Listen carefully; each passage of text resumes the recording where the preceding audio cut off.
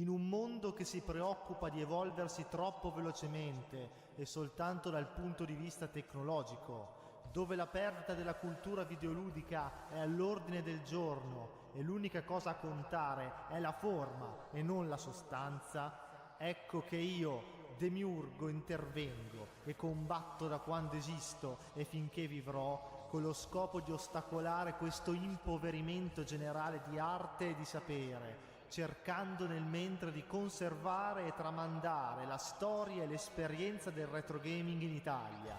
Quindi adesso tenetevi forte, perché vedrete i progetti, i contenuti e tutto ciò che di sostanzioso e interessante potrete trovare su questo tema soltanto qui nel mio canale. Benvenuti tutti quanti, finalmente siamo live, abbastanza puntuali per una volta. Allora, voglio subito salutare chi si è già palesato in chat, ovvero Ludovico, che è fedelissimo e sempre presente sia sul canale qua, ma anche sul canale del DVG, vedo che commenta sempre, quindi veramente numero uno. Poi Garrison, anche lui sempre presente, poi abbonato, quindi grazie, dai, ci saluta. Poi c'è Luke133, anche lui appassionatissimo, anche lui c'ha un canale YouTube, andate a seguirlo. E è rimasto molto, molto colpito dalle nostre live sull'edicola del DVG, perché ha visto tanti accessori interessanti in The Games Machine, ne ha anche comprato uno. E poi c'è Federico Fortuna, anche lui spesso presente, quindi benvenuto anche a te. Poi se vi palesate, altri vi saluto volentieri, vi salutiamo. E questa sera non ci vedete, ma siamo qui insieme a Andrea, boss DVG, fondatore del progetto. Ciao Andrea. Ciao, ragazzi. E qua è con noi oggi, che ci dirà anche lui la sua su questo argomento molto importante. E poi abbiamo anche un nuovo membro, un nuovo partecipante, che è Bei. Ciao. Ciao a tutti, buona serata. Ecco, io spero che ci sentiate tutti e tre. Adesso però aspettiamo un attimo che ancora non ci vedete. Luke ci ringrazia. Già 7 spettatori, sono contentissimo, anche se ho programmato la live all'ultimo, sono contentissimo. In questi giorni per questioni di lavoro si fa un po' come si può, abbiamo un po' improvvisata. Sarebbe dovuto venire anche Igor, però va bene così. Vi sentiamo bene tutti e tre, ottimo, perfetto. Allora ancora 3 minuti, poi iniziamo.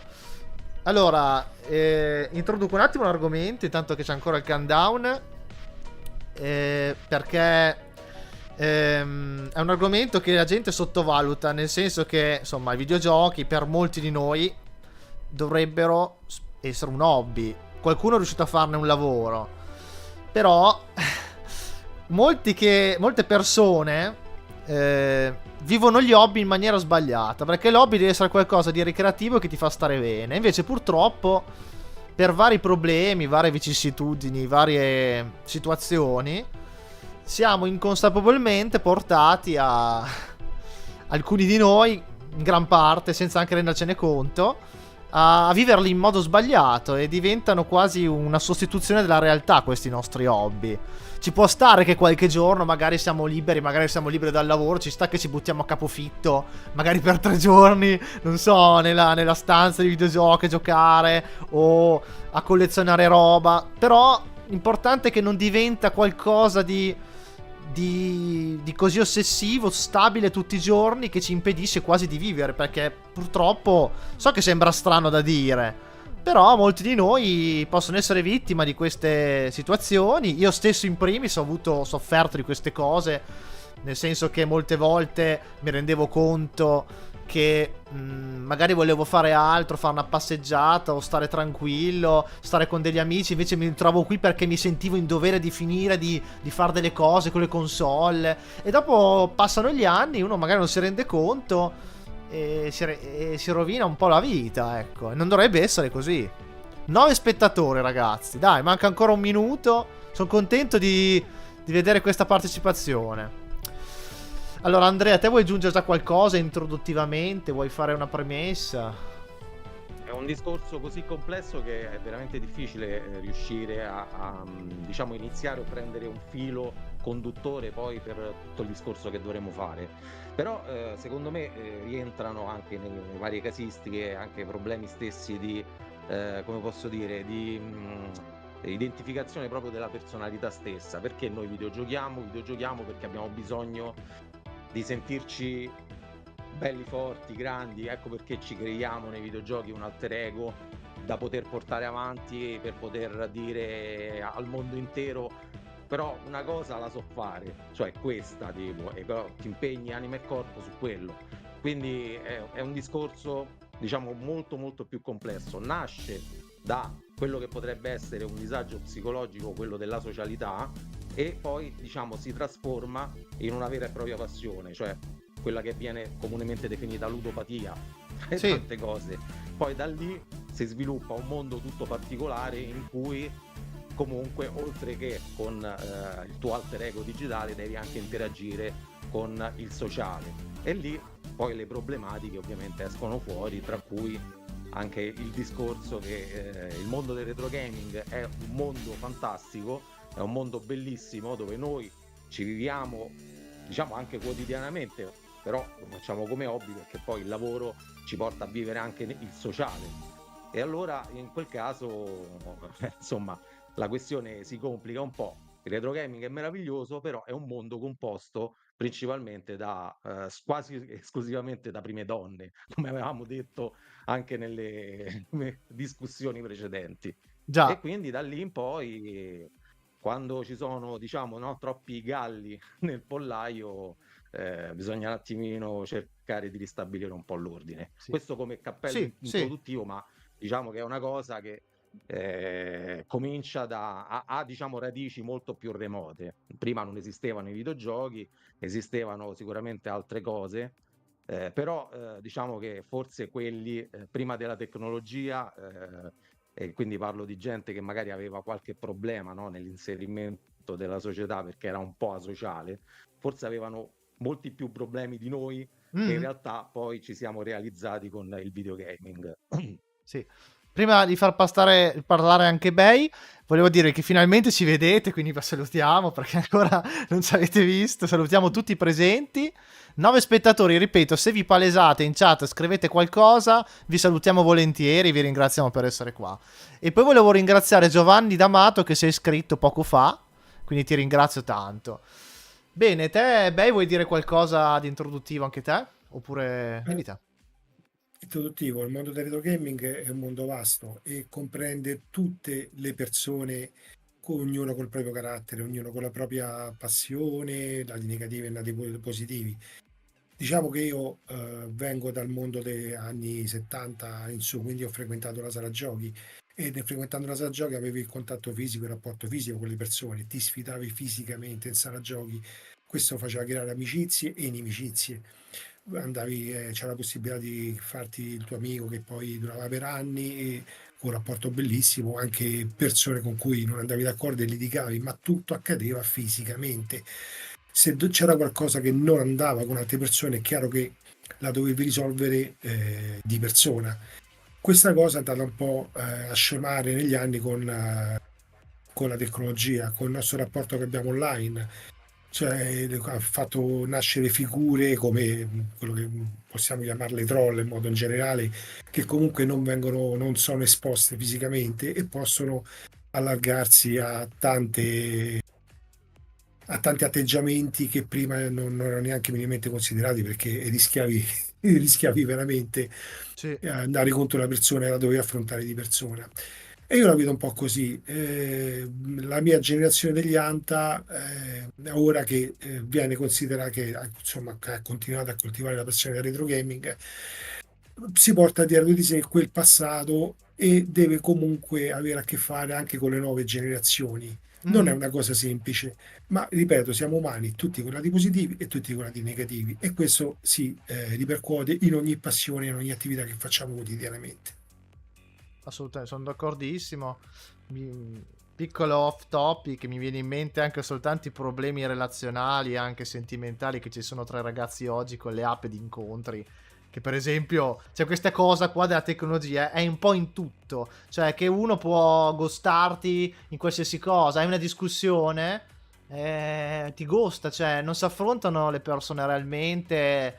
C'è questa possibilità di poter far finta che i problemi non esistono, le persone non esistono, e non si viene a capo dei problemi. Invece una volta dal vivo almeno c'era un tentativo reale di mandiamo indietro ormai. Anche negli anni 90 c'era la stessa identica cosa con i cellulari, anche se in misura diversa Sì. tecnologicamente, ma diciamo che come posso dire, le dinamiche in questi ultimi 30 anni, da quando è uscita fuori proprio il discorso tecnologico in sé, che poi si è evoluto, i rapporti interpersonali non è che sono cambiati più di tanto, ecco.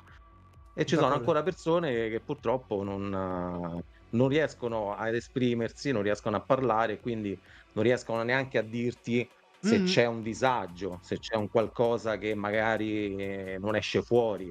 E da lì poi ovviamente nascono tutta una serie di incomprensioni che non vengono percepite né da una parte né dall'altra e poi alla fine c'è la rottura, certe volte anche, come posso dire, violenta, no, dell'amicizia in sé e certe volte magari l'altra parte che non ci capisce niente, no, dice: "Ma, perché quello? Ma chissà che sta a pensà", quindi ti fai tutti dei film in testa, no, sulle varie problematiche, Sì. che ci possono avere altre persone, quando in realtà la prima persona con cui che dovrebbe fare un'analisi vera e propria sei te stesso per vedere se Sì. sei tu, prima degli altri, il vero problema che poi ha scaturito questa serie di incomprensioni. Sì, perché la cosa che tutti sottovalutano è che, cioè, non ci pensano, è che, adesso, ma io questa è la mia teoria, poi dopo io sono disposto, cioè, estremamente disposto a sentire la vostra, a essere confutato, anche la chat, commenti, ognuno deve dire la sua, dovete dire cosa ne pensate. Però c'è una psicologa che io seguo ultimamente che mi sta aiutando molto per esempio, io ho dei problemi di ADHD, che così è come viene definito dalla società. In realtà, secondo me, tutte queste definizioni sono un po'... non lo so se sono giuste. Ansia veniva definita una volta. Sì, cioè, comunque sono delle situazioni riflesse della nostra società, un po' del nostro mondo accelerato, queste cose qua, delle insicurezze che ci creano.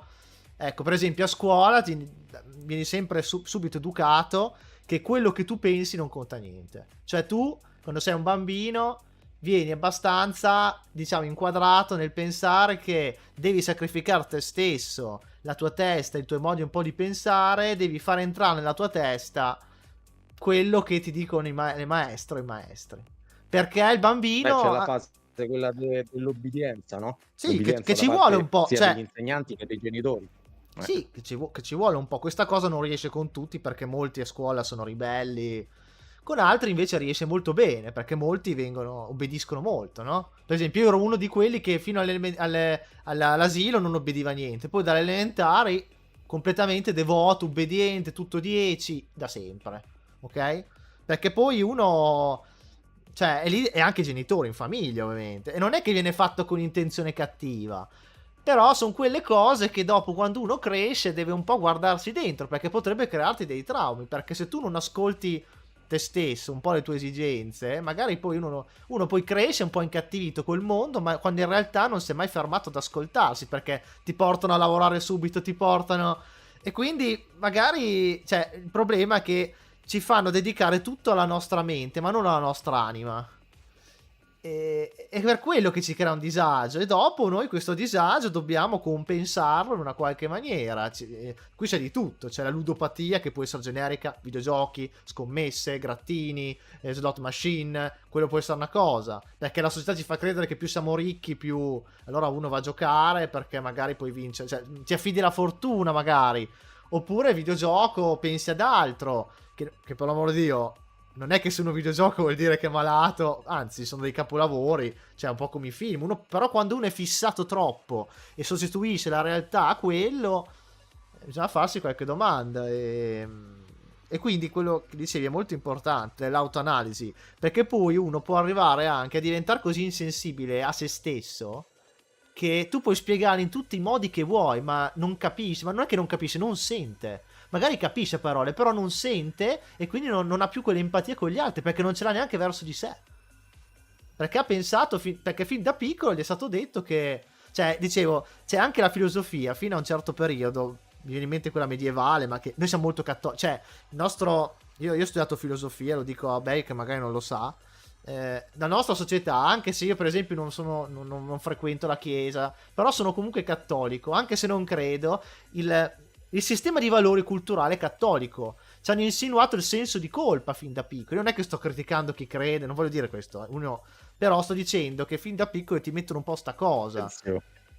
No, non voglio, No, no, cioè, nel senso che tu nasci e già perché sei nato hai il peccato, l'originale. Ma cosa c'entra? Non è che se i miei Ok, antenati... però la questione cattolica ce l'hanno imposta, però, No, ce quindi l'hanno un po'. cioè, Però anche lì anche c'è se io tutto dico io un sono discorso ateo, particolare. io sono ateo, però in realtà l'etica, la morale che abbiamo è quella cattolica. E quella cattolica diceva la filosofia scolastica, Tommaso d'Aquino, dicevano che il bambino, l'essere umano quando nasce è una tabula rasa, una mente bianca. L'adulto deve riempirla. Cioè, siamo un vaso vuoto che va svuotato e riempito. Pensavano questo. La pedagogia diceva questo fino a qualche anno fa. Però che funziona, perché a livello di produttività nella società, se fai così, va tutto gonfie vele. Perché la società vuole che tu produci, non che senti. Però così vieni programmato a mo' di robot quasi, quindi Ecco. è quello il discorso, è che ti vogliono così. Però ci sono alcuni che riescono a rompere gli schemi e andare Sì, fuori da questo contesto e dire no, io non ci sto perché no, sono gli anticonformisti, però vabbè, sì, sì, cioè ci sì. sono comunque sia quelle persone che ovviamente rompono gli schemi e decidono di fare sempre però nel rispetto della legge, perché secondo me, ecco, Sì. il discorso cattolico è una cosa, il discorso delle regole invece quello è un altro, perché non è che uno si sente libero di No, fare quello che vuole, quindi esco, vado in giro, vado a ammazzare la no, no, gente, no, vado a no, infatti. rapinare, vado a fare cose, Ma infatti è capito? Cioè, diversa l'etica, ecco, l'etica dall'eticità, perché esatto, l'eticità è l'etica dalle- applicata alle regole. E poi, però la legge non si esattamente. occupa, cioè non si dovrebbe occupare della morale individuale, ma infatti sono distinte. No, però ti dà un'impostata almeno Sì, su quello, cioè se hai comunque sia la rottura degli schemi quelli canonici, però sei uno che rispetta le regole, già potresti comunque sia sì. entrare direttamente dalla porta principale verso il mondo, verso la società e tutto il resto, non dalla porta di Ma servizio infatti perché secondo sei... me capito, no? l'errore, cioè è giusto che ci insegnino questo, però l'errore è farci trascurare totalmente l'aspetto della nostra anima, delle nostre inclinazioni, cioè non ti fanno mai fermare, più tu vai avanti, più devi studiare, più devi avere la mente piena, più devi lavorare, più devi essere pieno di roba. Cioè, viene completamente... Non è così perché poi arrivi a un Vabbè. punto di rottura e poi se riesci ad avere un minimo Mhm. di autoanalisi, poi riesci a capire veramente qual è la tua natura, come Sì. sei, come non sei, perché reagisci in una certa maniera, qual è il tuo orientamento sessuale e Mm. tante altre belle cosine che prima o poi è la Vengono fuori. natura che Mm. ti porta a fartele uscire fuori. Però E c'è quello non gente... c'entra niente con la psicologia, no, no. quella è proprio la formazione personale, è proprio quello che hai tu, quello che sei realmente ed è quello che esce fuori, che è secondo me la parte quella più bella e interessante dell'essere umano, a prescindere poi ovviamente da certi tipi di deviazione, ma lì rientriamo Sì, sempre nel discorso psicologico, sì. quindi E te Bei, cosa ne si riapre pensi? di nuovo il mondo. Io dico che comunque, come dici te, concordo sul concetto che il bambino nasce come tabula rasa. E la natura stessa che è giusta in questo modo, nel senso, poi tu attraverso la vita, le tue esperienze, riempi o meno le tue, il tuo cervello con le tue capacità e ti formi una tua coscienza, ciò che ti piace e ciò che non ti piace.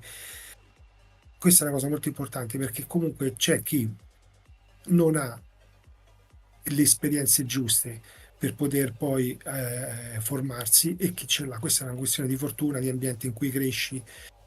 Chi ce l'ha, oppure chi nasce dotato con un'intelligenza sufficiente a capire, ad analizzare il mondo che ti circonda e a farti delle domande per crescere, Mm. e poi evolvi. E l'evoluzione c'è chi riesce a evolvere e chi evolve ma più lentamente. Tutti abbiamo i nostri tempi.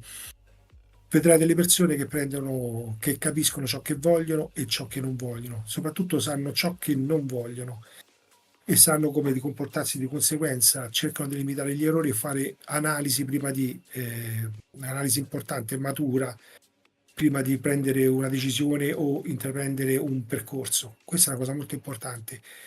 Generalizzando è così. Mm. Poi, se vogliamo poi introdurci in questo, diciamo, nel tema del psicologia retro gaming, Sì. io vedo che ci sono molte persone che tra gli accumulatori seriali o tra i veri giocatori. Pure qui bisogna fare varie tipologie, varie categorie, ma ne avremo n infinite. La psicologia studia proprio questo e non riuscirà mai a circoscrivere in determinati insiemi, gruppi definiti, chiusi di personalità, di persone, ma soltanto su grandi linee. Qui stiamo parlando di qualcosa di specifico.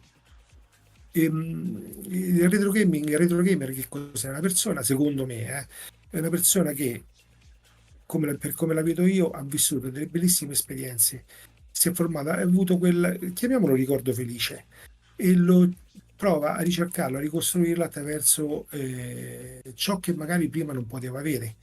Io mi prendo come esempio, io da ragazzo io sono una classe 71, sono cresciuto nelle sale giochi, ho sempre sono sempre rimasto sempre affascinato dalla tecnologia, andavo nelle sale giochi per vedere come erano fatti i cabinati, le innovazioni tecnologiche. Ho avuto esperienze, incontri con persone, sfide con persone, litigate, tantissime in sala giochi con personaggi che puoi neanche immaginare. Veramente periferia di Roma, la criminalità. Ah, sei Da, romano anche te, non lo sapevo. sono romano, è Borgata Roma Est, dove sono cresciuto, e quindi le sale giochi dovevi sopravvivere per riuscire dovevi anche importi, insomma. Non era, non era La molto lotta per la semplice. sopravvivenza era anche per le 200 lire, se ti Anche per le ricordi. 200 lire, anche per le 200 lire, soprattutto per Esatto, tenerti le tue, non fartene, il non fartene gettone. storcere. Quindi io di cerca attraverso il retro gaming mi ricordo, poi io in particolare parlo di me, Sì, non sì, sì, ognuno voglio deve dire la monopolizzare sua. la cosa. Io sono sempre stato attratto da come sono stati fatti i videogiochi. E quindi da lì poi ho intrapreso il percorso della programmazione, ho cercato fin dagli anni 90 a farmeli da solo, a programmare console, macchine, ancora adesso purtroppo ho pochissimo tempo libero perché come professione sono informatico, ma prima avevo più tempo, mi divertivo a programmare, che ne so, su Neo Geo, ODS, così, proprio a capire Eh, come venivano fatti i giochi, a fare le cose. E per me, e cos'è che poi riconduce al discorso del profilo psicologico? È proprio ritrovare, io volevo la conoscenza, sapere cosa c'era dietro un videogioco, sapere come realizzarlo e come realizzare quella magia, quelle cose che si muovono a schermo, quei pixel, ma dietro che c'è? E questo è il mio modo di vedere. E poi si ripercuote in tante altre cose, non solo il retro game, c'è magari chi accumula perché magari sa cosa, pensa che l'accumulare lo va a compensare qualcosa, come io compenso con la conoscenza, col sapere cosa c'è dietro. Non c'è nulla di giusto e nulla di sbagliato, è così, giusto, assolutamente è giusto. così. Qui non è una cosa in cui stiamo giudicando determinati comportamenti e caratteristiche. Quindi proprio è insito nell'animo umano questo tipo di atteggiamento in qualsiasi cosa, come chi colleziona orologi, quadri, oppure dedica tutta la sua vita allo studio di una singola materia, perché quella singola materia è stato il suo imprinting. E Esatto, quindi il sì. discorso generale è questo. Guarda, hai fatto un bel discorso, molto completo, vero? Andrea, vuoi aggiungere Assolutamente. qualcosa a questo? Andiamo, Ehm, vabbè, la chat ma volevo un più o attimo meno leggerla. Vabbè, sì, sì, sì. che non sapeva Luke che facevo filosofia, ma dal nickname aveva capito. Si sentiva che è romano. Hai ragione, però io ho un po' di difficoltà a volte a riconoscere gli accenti. Allora, da Andrea lo sento molto. Su lui un po' Cioè, meno, però la parla... marcatissimo. Sì. Bel discorso davvero, ha detto. E poi c'è Ludovico che ci dice... Grazie. Troppo complicata da gestire una certa situazione, soprattutto con noi stessi, dipende dalle situazioni che affrontiamo. C'è chi ce la fa e chi meno, ecco. Si impara solo dalle cose negative, non ci Eh sì. stiamo girando, non ci giriamo intorno. Solo Allora, così riesci a imparare e a maturare. il discorso del retro gaming, secondo me, come esperienza personale, come esperienza di vita, questa è una cosa particolarmente interessante, tra l'altro, perché molti dicono: "Okay, Io ritorno sempre al periodo quello degli anni '80, quando ovviamente i computer non è che erano, Sì. così esatto, no, ce n'erano veramente pochi e, già ci veniva dato, un appellativo da parte dei nostri genitori, dei nonni, quelli che comunque sia giravano dentro casa, perché noi avevamo comunque sia un piccolo microcomputer dentro casa. In quel periodo è una cosa particolare, poi io c'ho l'Amstrad qua dietro, Cristiano c'avrà un altro tipo di computer, adesso non mi ricordo se era l'Oric, credo tipo. Quindi insomma tutti Ecco, avevamo, io non so cosa questo sia. L'Oric è la prima questo volta che... Non ti preoccupare, sono pochissimi in Italia. Ero, Ah, avrai negli anni modo. '80 ero uno dei, penso, dei 4-5 possessori in tutto il ah, territorio vabbè. nazionale con questo computer. Ok. E, e qui, scusa Andrea, un attimo, un po' a scena, No, no, praticamente sono curioso. non c'era nessunissimo software su questa macchina, perché era una macchina costruita e commercializzata in Inghilterra, in Nord Europa. Quindi in Italia non arrivava niente. Io l'ho comprata sotto una storia dietro, comunque l'ho acquistata, non c'era niente, avevo soltanto il manuale, riuscivo a trovare qualche libro di, che ne so, di programmazione assembler sui microprocessori specifico della macchina, e non avevo niente. E venivo quello, diciamo, a scuola, c'erano tutti questi schermavano giochi con il Commodore 64, lo Spectrum e i computer che avevano tutti quanti, io lì. Infatti, Oh. Avevo anch'io lo stesso problema, che, sì, almeno Ognuno in edicola qualcosa usciva. E Sì. praticamente quello che io chiamo i cosi, scherzosamente, i 60 squadristi speciniani, perché veramente poi sono andati e pullizzano, ma non c'è niente su sta macchina. E poi da lì è nata proprio l'esigenza di scrivermi i giochi da solo, proprio perché avevo Vedi. quello come hardware. E Eh, venendo dalla sala giochi, oddio, mi ancora ricordo un'estate intera a programmare Space Invaders, cioè, su questa macchina, senza conoscendo pochissimo certo. dell'elettronica di questa macchina. E piano piano, poi da lì, ecco, la passione è nata e ancora ce l'ho Sì, sì. ultimamente. Quindi Lori che lo conoscono un po'. Ho fatto uno speciale su YouTube per archeologia Ah, ok. informatica dove descrivo questa Ok. macchina e se vi Ok. interessa la Hai cercate. fatto bene a dire, ok. E comunque alla fine anche l'Amstrad in Italia usciva quasi niente, no? Zero. Allora, io ero leggermente più fortunato di Cristiano perché a livello commerciale, se andavo in qualche negozio ben fornito, Trovavi. riuscivo comunque a trovare qualche gioco.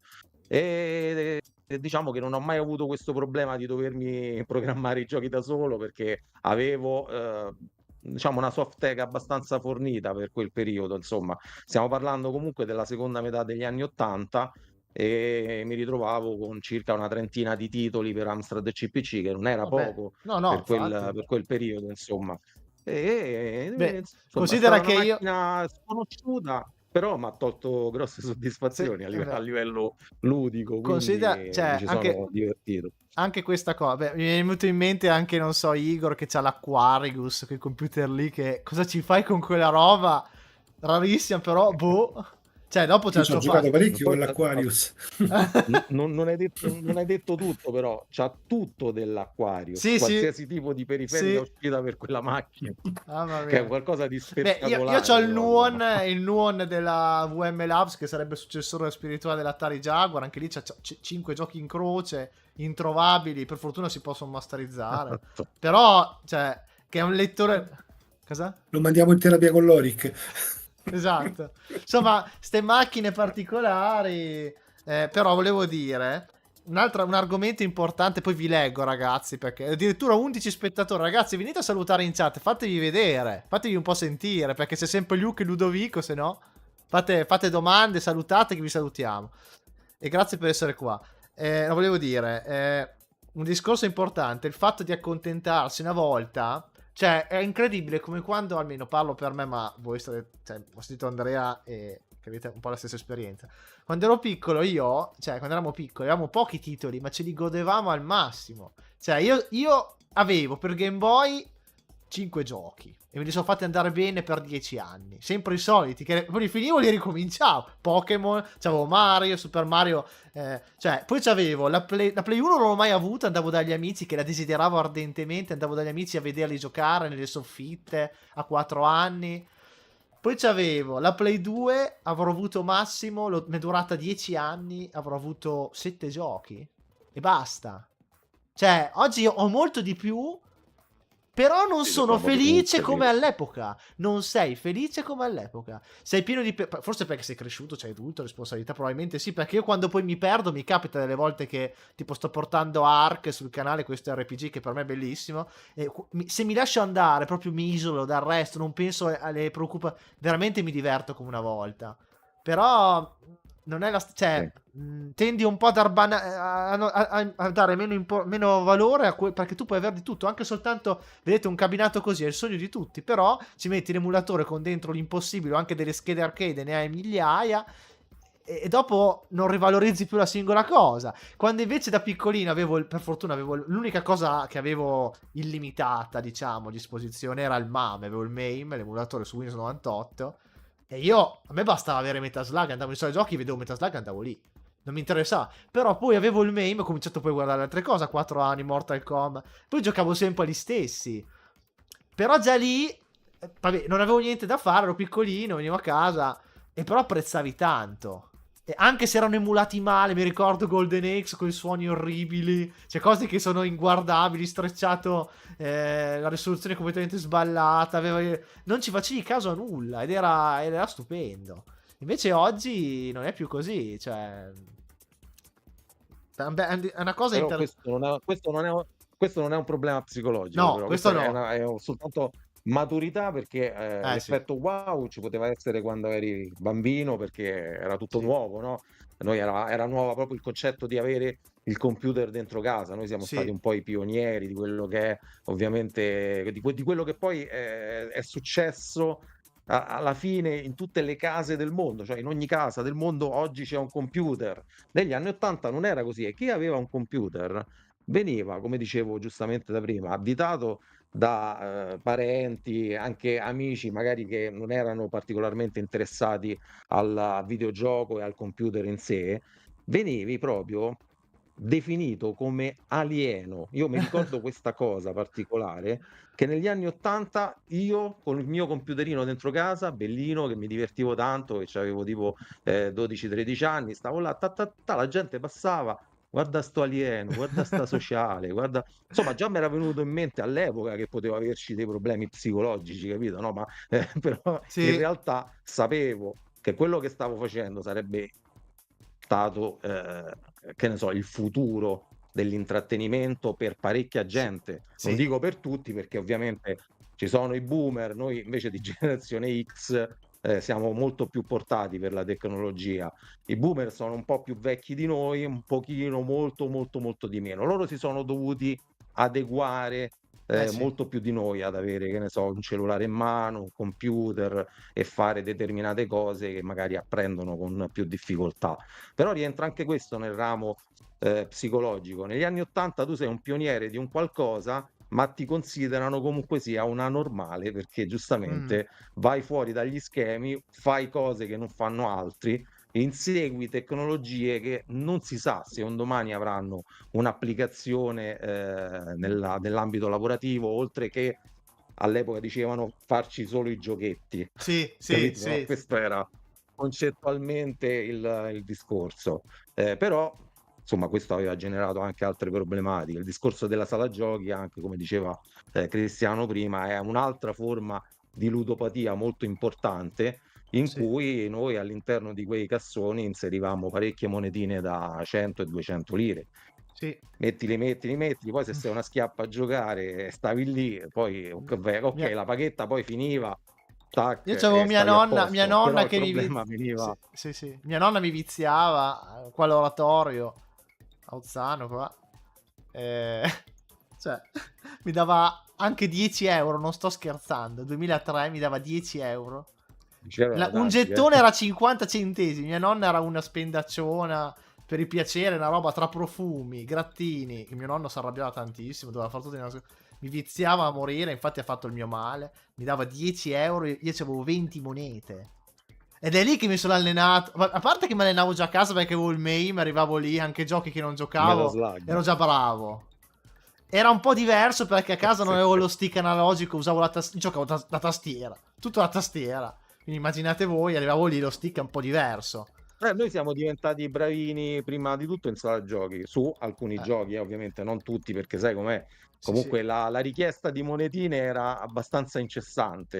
E Sì, io mi ricordo che la prima moneta che inserì all'interno di un cabinato fu la 50 lire, ancora me lo ricordo, oh no, 100 lire, cioè 100 lire erano 100 lire per avere una partita di una vita a Frogger. Se mettevi 200 lire avevi 3 vite. Pensa, io ho cominciato C'erano le col Pong, gettoriere separate. col Pong. C'erano le gettoriere separate, c'erano. con i primi cabinati del Però Pong. ho visto anche il Pong, ho visto anche no il Pong, scusami, il Breakout. Ho visto anche quello, Quello che successivo. in realtà non si chiama Breakout, però adesso non ricordo il nome dell'arcade. E poi quelle erano già macchine a microprocessori. Sì, Parlo ancora prima che analogiche. sì. Allora, volevo leggere un attimo la chat Beh, perché noi ha abbiamo scritto giocato. un treno di roba. Vabbè, fanno complimenti a voi ospiti perché avete vissuto un po' Grazie, vi saluto tutti. il periodo. Io ho sentito solo di nome a parlare dei computer, sì sì, queste macchine mai sentite. Parlando di retro gaming, vabbè, Ludovico ha iniziato con l'MS-DOS, poi un Windows 95 successivi. Ti capisco, Demiurgo, anch'io avevo 5 giochi all'inizio. Beh, certo, giocavo con quel che si aveva. All'epoca eri strano. Vabbè, poi anche Ludovico ha detto che c'aveva lo SNES vari titoli che sono scritti qua. Anche noi degli anni 2000 fino al 2020 eravamo strani. E io sono millennial. Allora, uno che è nato nel 2000, cos'è millennial? No. Dovrebbe essere millennial se non sbaglio. Non mi Adesso ricordo, ragazzi. non c'ho la Io scala sono del Non lo 94. c'ho so. No? Boomer, Generation X, Millennial, probabilmente sì. Ma secondo me, Quella è... guarda che millennial finisce nel 2000. Oh, forse mi ricordo male. Io non lo so, ste definizioni. Finisce? Non Sì, lo so. io so che Per sono me sono tutti millennial. fanciulli. Allora, prima Millennial e poi Gen Z? Secondo me Gen O Z. prima Gen Z e poi 2000, già, Millennial? 2000 mi sa che è già Gen Z. Comunque non lo, io sono... Comunque sì, eravamo strani in Italia, però dopo meno, è vero. Comunque negli anni 90 eri già più accettato. Cioè io praticamente, non dico quasi, ma sono nato con il Game Boy in mano. Cioè per dire, non avevo lo smartphone, avevo il Game Boy. Cioè in mano. E poi dopo qualche anno PlayStation. Cioè, perché qua è arrivata un po' dopo. Ma Poi... ti rendi conto che tu, scusa se intervengo, Vai, vai. entro a gamba tesa, ma prima tu hai parlato che da piccolo avevi il Mame. Sei cresciuto già con una tecnologia, e questo per me è invidia, perché tu sei cresciuto con una tecnologia disponibile in ambito casalingo che noi neanche potevamo minimamente immaginare. Se io Mm, pensavo, se qualcuno mi avesse detto negli anni, fine anni 70, così quando io ho iniziato a frequentare le sale giochi, guarda che in futuro potrei avere questa tecnologia a casa, un sì. emulatore, io avrei detto, dai, per favore, non ci prendiamo in giro, letteralmente impossibile. Il massimo che potevo vedere quei film di fantascienza in bianco e nero in televisione, quindi al massimo Sì, c'era sì. Star Trek. Eppure è successo, quando c'erano i primi versioni normali, io ho seguito a partire dal sorgente, ho parlato con gli sviluppatori, ero impazzito quando ho Sì. visto già vedevo girare questa tecnologia software sui primi 286 ed è lì, Sì. quindi fantastico. Chiusa È, parentesi, era è soltanto per stato, è dire stato questo. un amico di mio padre, un amico di mio padre. Mio padre vedeva che andavo in sala giochi e diventavo pazzo per mettere sta roba. La PlayStation, secondo me, cioè, allora non era. No, era già uscita, però si vede che costava un po'. Avevo già il Game Boy, insomma. Perché io dopo. Io console che avevo solo il Game Boy, che l'ho avuto sempre, anche il Color. E poi mi hanno preso la Play 2, era il capodanno del 2000, ero a Livigno, mi ricordo. Tra l'altro con Tekken Tag Tournament. Però lì in quel periodo, dal 97 al 2000-2001, non avevo console. Allora avevo il computer, quello di mio padre, non era mio. E lì mio padre andava in sala giochi, vedeva che ero bravo, insomma, sto Metaslug, sta roba qui, anche sì, Metaslug in particolare. 97 hai detto, perché il Sì, 97 credo che sia proprio l'anno di introduzione del MAME. esatto. Io avevo 97, 3 anni e sì, mezzo, sì. così, e giocavo un po' così. Ovviamente mi sollevavano. E, e dopo mio padre ha cominciato a dire, perché a questo suo amico sapeva che era un po' uno smanettone di sta roba, e ha detto, ma si può giocare a sta cosa? Come si fa? E lui ha detto, è uscito sta cosa, ma io non so, ero piccolo, non capivo niente. Mi ha dato sto CD-ROM, e io lo mettevo nel computer, avevo Windows 98, i primissimi. Era appena andato via, finito il 95. mi aveva insegnato, guarda, devi andare qua, browse, mi diceva proprio in italiano, browse a ROMs, cartella ROM, e sentivi il disco che carica. E poi diceva, vai, c'erano tutti i nomi, non capivo niente, proprio non avevo 3 anni e me, cioè, anche, però dopo ho imparato il meccanismo che ogni volta dovevo fare browse, serie CD, e poi giocavo. E c'avevo un po' tutto, c'avevo Metal Slug 1, il 2, poi dopo mi ricordo che andavo al mare nel 2000, al mare in Liguria, Carrara, quelle zone lì, c'era il bagno che aveva Metal Slug 3, che era una cosa allucinante. Cioè mi ricordo tutti lì con le ciabatte, la sabbia, sala giochi piena di sabbia, c'era il jukebox Metal Slug 3. E dopo un po' ho detto, ma c'è modo? E mi ricordo che poi quel ragazzo, sempre quell'amico di mio padre, me l'ha dato. E io mi ricordo che poi più avanti avevo perché qua dove sono io abbiamo avuto la 56k fino al 2006.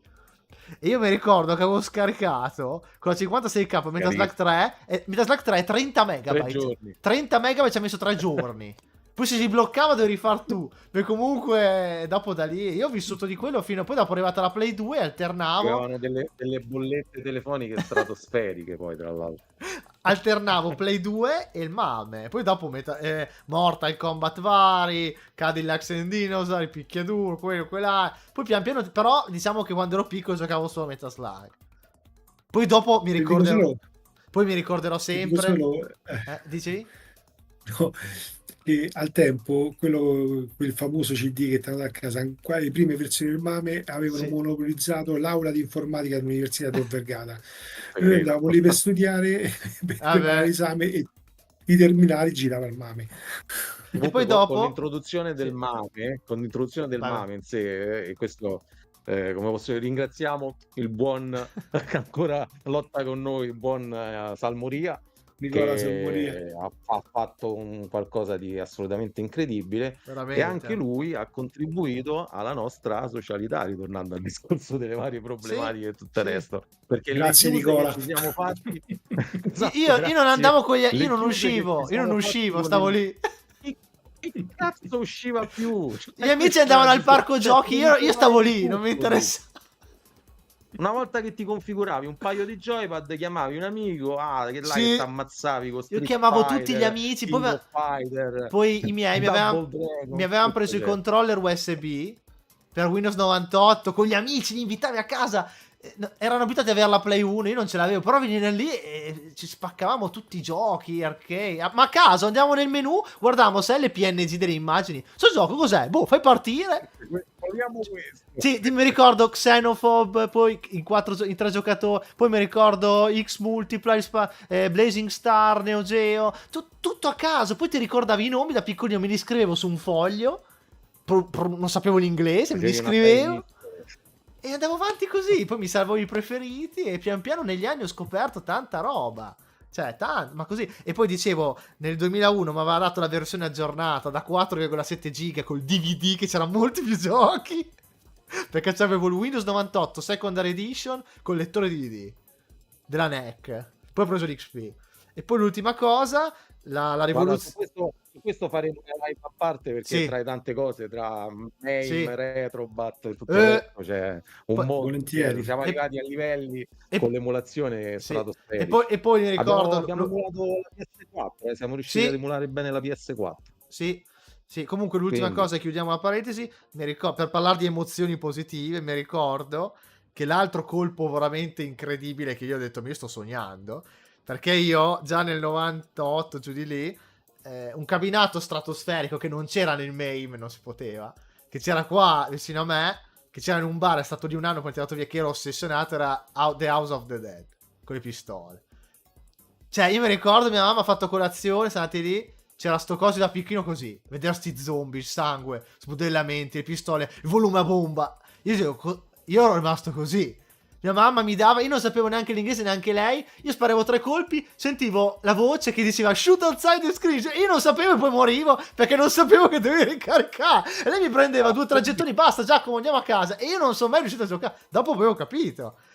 E quando ho scoperto, ero andato in negozio al Media World 2005, era uscita la versione per computer di The House of the Dead 2, l'ho comprato 9 euro, giù di lì, l'ho messo, l'ho installato.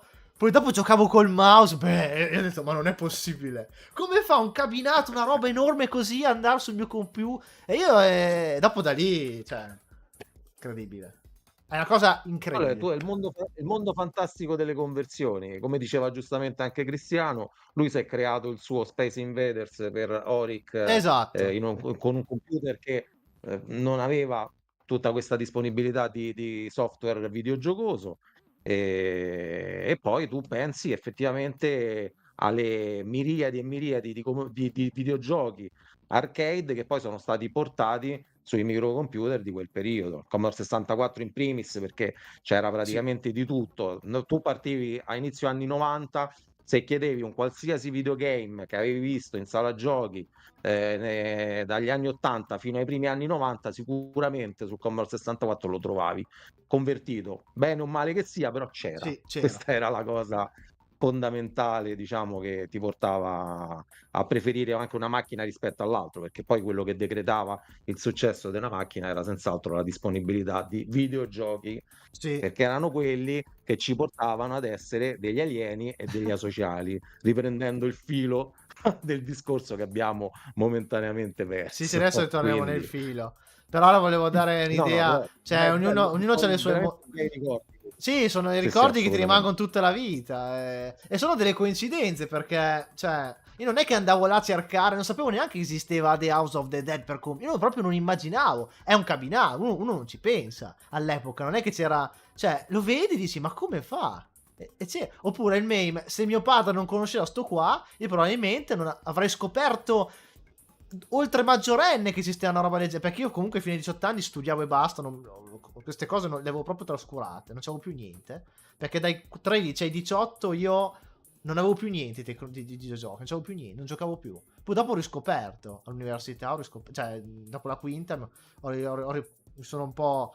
Però avrei scoperto molto dopo anche l'emulatore, se non ci fosse stata quell'occasione lì da piccolo. Io poi sapevo cos'era un emulatore, ma la gente, ma molti magari non sa neanche cos'è un emulatore. Cioè, sono quelle coincidenze Vero, della vero. vita che poi uno può avere o non avere. Gli imprinting, ma casuali, eh? Cioè, è tutto casuali, perché sennò io magari non sarei neanche qua. Io se non avessi avuto il male, magari mi sarei limitato a giocare alla Play, Game Boy, finire lì. Per dire, no? Pensa che il Ripeto, nostro tutto dipende disagio, dall'ambiente. Eh, uno dei miei disagi psicologici, che poi l'ho chiesto anche a Cristiano perché lui è molto più aggiornato di me, le cose tecniche le conosce molto più di me.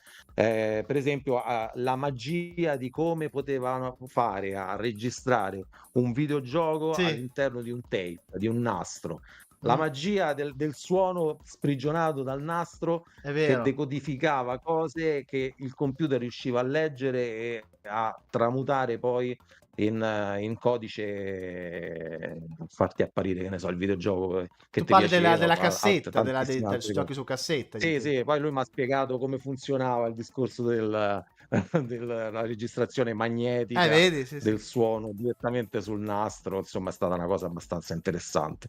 Sono Sì, riuscito a uscire fuori dal mio disagio, che più che disagio era disinformazione tecnologica, e sì. quindi sono contento di saperne un po' di più, anche perché Vabbè, anche quella, la curiosità poi ti porta ad essere meno ignorante e anche più sicuro di te stesso, sotto, sì, sì, non sotto tutti i punti di vista, sempre sì. parlando sempre di un settore della psiche che C'è magari la chat è migliora. la chat è infuocata, devo leggere tutto. C'è anche Agi l'uomo Commodoro. Ciao a tutti quando si torna. Ah, cioè, Commodoro, io pensavo al Commodore, invece mi parla di Yu-Gi-Oh! Quando si torna col deck Toon, più avanti, adesso non è il tema. Madonna. Io pensavo fosse Commodore. Vabbè, dopo vi rispondo. Volevo dire un'altra cosina, poi... però sono tutte cose psicologiche che mi vengono in mente perché le live devono essere un po' così spontanee. No, adesso mi è sfuggita, niente. Mi è sfuggita. Mi tornerà. Adesso l'ho proprio persa, era una cosa... Ah, sì, sì, ecco. Per esempio, dopo torniamo sul discorso, comunque anche questo fa parte del discorso. Ci sono certi giochi, per come sono fatti, certe tipologie, certi generi, che sono, tra virgolette, potenzialmente più pericolosi, perché il pericolo è è in potenza di altri, se uno può avere dei disturbi, che sono i giochi di ruolo, gli RPG. sappiamo un po', c'è tutto il discorso del Giappone complessissimo che adesso Guarda, ti posso fare Sì. una piccola Sì, osservazione, tipo, sì, ti do un nome vai, e te ne do anche un altro. ok, Allora, il primo nome è Habitat, non so se l'hai mai sentito. no, Habitat, no, Ok, è un videogioco del 1985, forse venne sviluppato per vari sistemi, tra parentesi c'è anche l'MS-DOS, ok, l'Apple pure, il Commodore 64, insomma queste macchine che giravano in quel periodo, che ti permetteva di creare un tuo alter ego ah, e farlo interagire all'interno di un mondo virtuale dove incontravi varie persone e le altre persone non erano gestite dal computer in quanto videogioco, erano gestite da altre persone che si ah, collegavano via modem in quel no, no, no, periodo. no, non lo sapevo, cioè non Quindi è un vero sapevo, e proprio antenato di antenato, Second Life. sì, E sì, quello è il secondo nome che volevo darti. Quindi ancora prima di parlare magari di videogame proprio, esistono ancora oggi, perché Second Life è ancora attivo come, diciamo, come videogioco mondo virtuale creato, che ti portano proprio a creare un tuo alter ego e portarlo all'interno di un mondo virtuale come se stessi realmente vivendo una seconda vita. Questa è, sì, secondo me, come posso dire, l'assuefazione più totale, l'estraneazione più totale che uno può avere oggi con le tecnologie che abbiamo, a parte caschetti, visori, altre mhm, cose particolari, rispetto a quello che tu realmente riesci a fare, riesci a gestire nella tua vita sociale. Quindi lì puoi sì, veramente spaziare, fare quello che vuoi, e parecchi ci sono cascati, sono dovuti andare in sì, terapia sì, sì, perché ovviamente si sono incastrati in quel mondo, non riuscivano più a uscirne fuori certo, perché vedi, sì, sì, facevano tutto lì. Organizzavano anche i party, vado a ballare in discoteca, c'ho il party su Second Life nella piazzetta principale dove vanno a ballare tutti, ci stavano anche gli altri, sì, ovviamente condizionati anche psicologicamente da questa innovazione, da questo mondo fantastico certo, e lì c'è un vero problema. C'è innanzitutto l'insoddisfazione della vita che vivi tu realmente, come posso dire, compensata dal fatto che su quel mondo virtuale tu puoi fare veramente tutto ciò che vuoi, anche diventare un personaggio importante. beh Mi ha oggi, ricordato la Vai. puntata di South Park di Era? World of Warcraft. ma Sì, quella lì fa era giusto morire. così. Oh, quando c'è il tipo mega pompato, poi livellato, che ammazza tutti. Raga, ma chissà chi è? E poi c'è del mega... Stupendo, Accidenti. sì, Perfetta, quella puntata è turbato. perfetta. Sì, con tutta la pizza, le patatine tutto sporco, tutto messo così con gli occhiali così.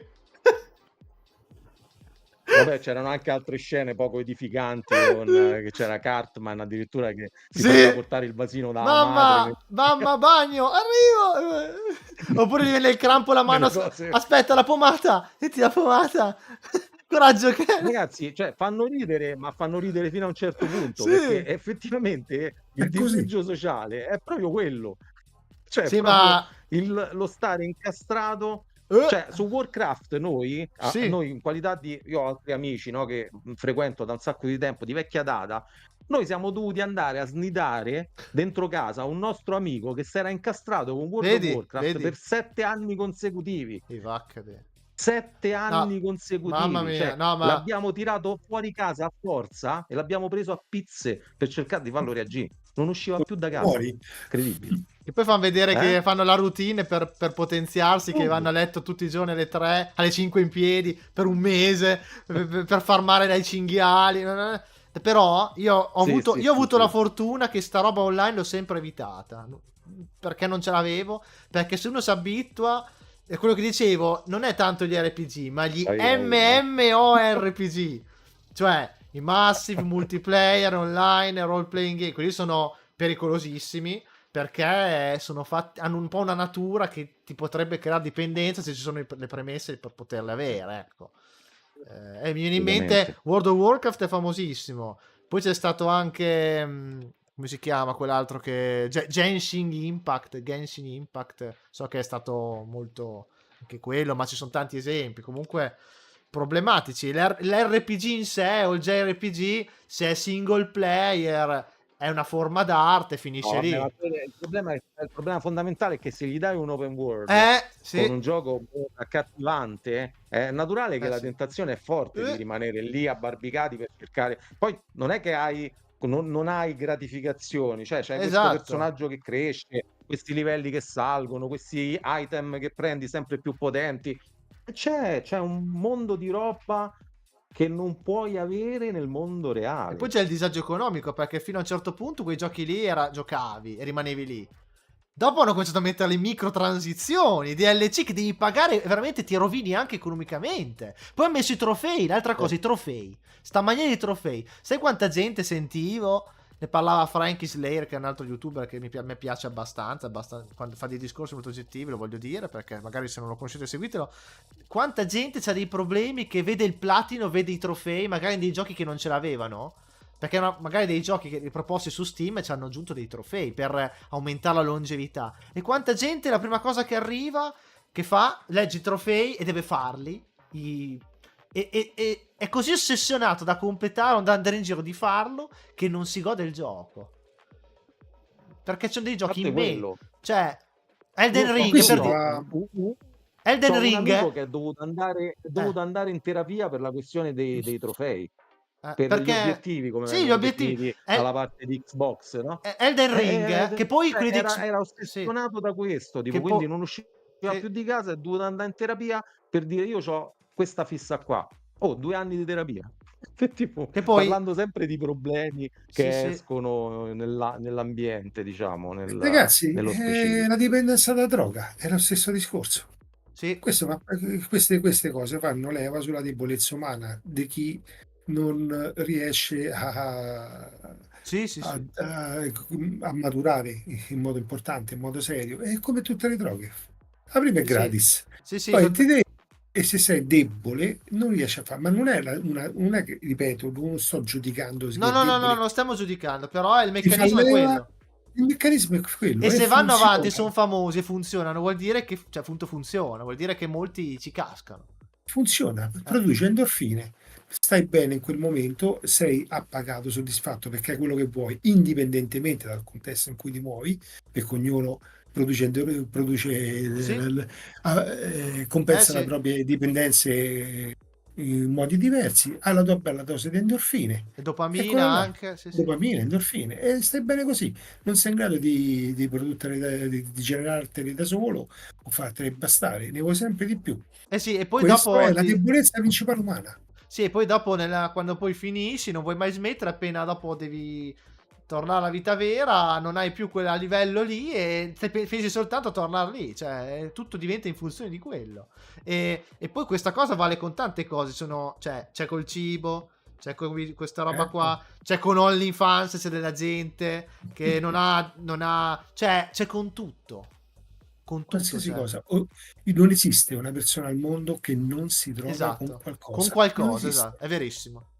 È Non verissimo. la potresti C'è Viene trovare. viene comunemente definito hobby, no? Però Sì, l'hobby ovviamente uno ce l'ha perché poi deve lavorare, deve fare altre cose, c'è la Sì, vita vuol vivere in quotidiana, qualche c'è la modo. famiglia, sì, c'è un po' di tutto in generale che ti allontana da quello che tu vorresti fare dalla mattina alla sera, diciamocelo tutto, perché poi l'hobby in realtà lo facciamo quando abbiamo il tempo libero. sì.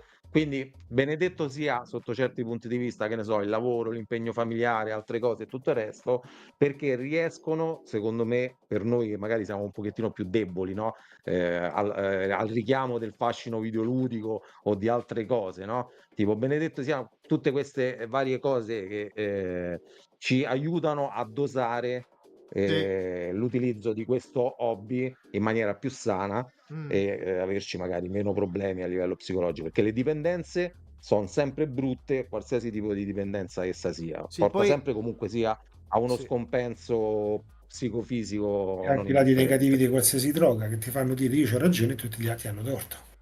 è vero. Esatto. Anche Ma GTA, che ne sai te? Smetto quando voglio. Quando invece, voglio. invece no. GTA anche, c'è della Quando? gente che vive su GTA. Cioè, GTA, per esempio, è un gioco che ha avuto un successo da Madonna perché in quegli anni era tutto quello che non potevi fare nella vita vera, lì lo potevi fare. Cioè, per tanti anni. San Andreas. Ma poi adesso quelli di adesso sono ancora di più. E adesso vi leggo, poi anche le guide, il discorso delle guide. Mi viene in mente, tipo giochi già immesi come Elden Ring che hanno fatto un sacco di successo. Cioè, uno dovrebbe, cioè, per esempio, io per tanto tempo io non riesco a giocarlo Elden Ring, ma neanche i Souls, perché sono stra di massa. C'è pieno di esperti, tu ti senti in partenza non adatto. Perché un altro problema psicologico che c'è a cui viene indotto a avere è che tu, almeno io, sono uno che ha un po' l'ansia della prestazione, nel senso che se un gioco non è considerato poco, io mi approccio naturale. Però quando senti questi giochi che ci sono grandi esperti che ne parlano, sono di massa, c'è un po' diciamo la moda di far vedere chi ce l'ha più grosso in sto gioco, chi sa di più livelli, ste robe, già ti mette un'ansia della Madonna. Se uno, cioè, devi essere forte per dire, sapete una cosa? Me ne frego.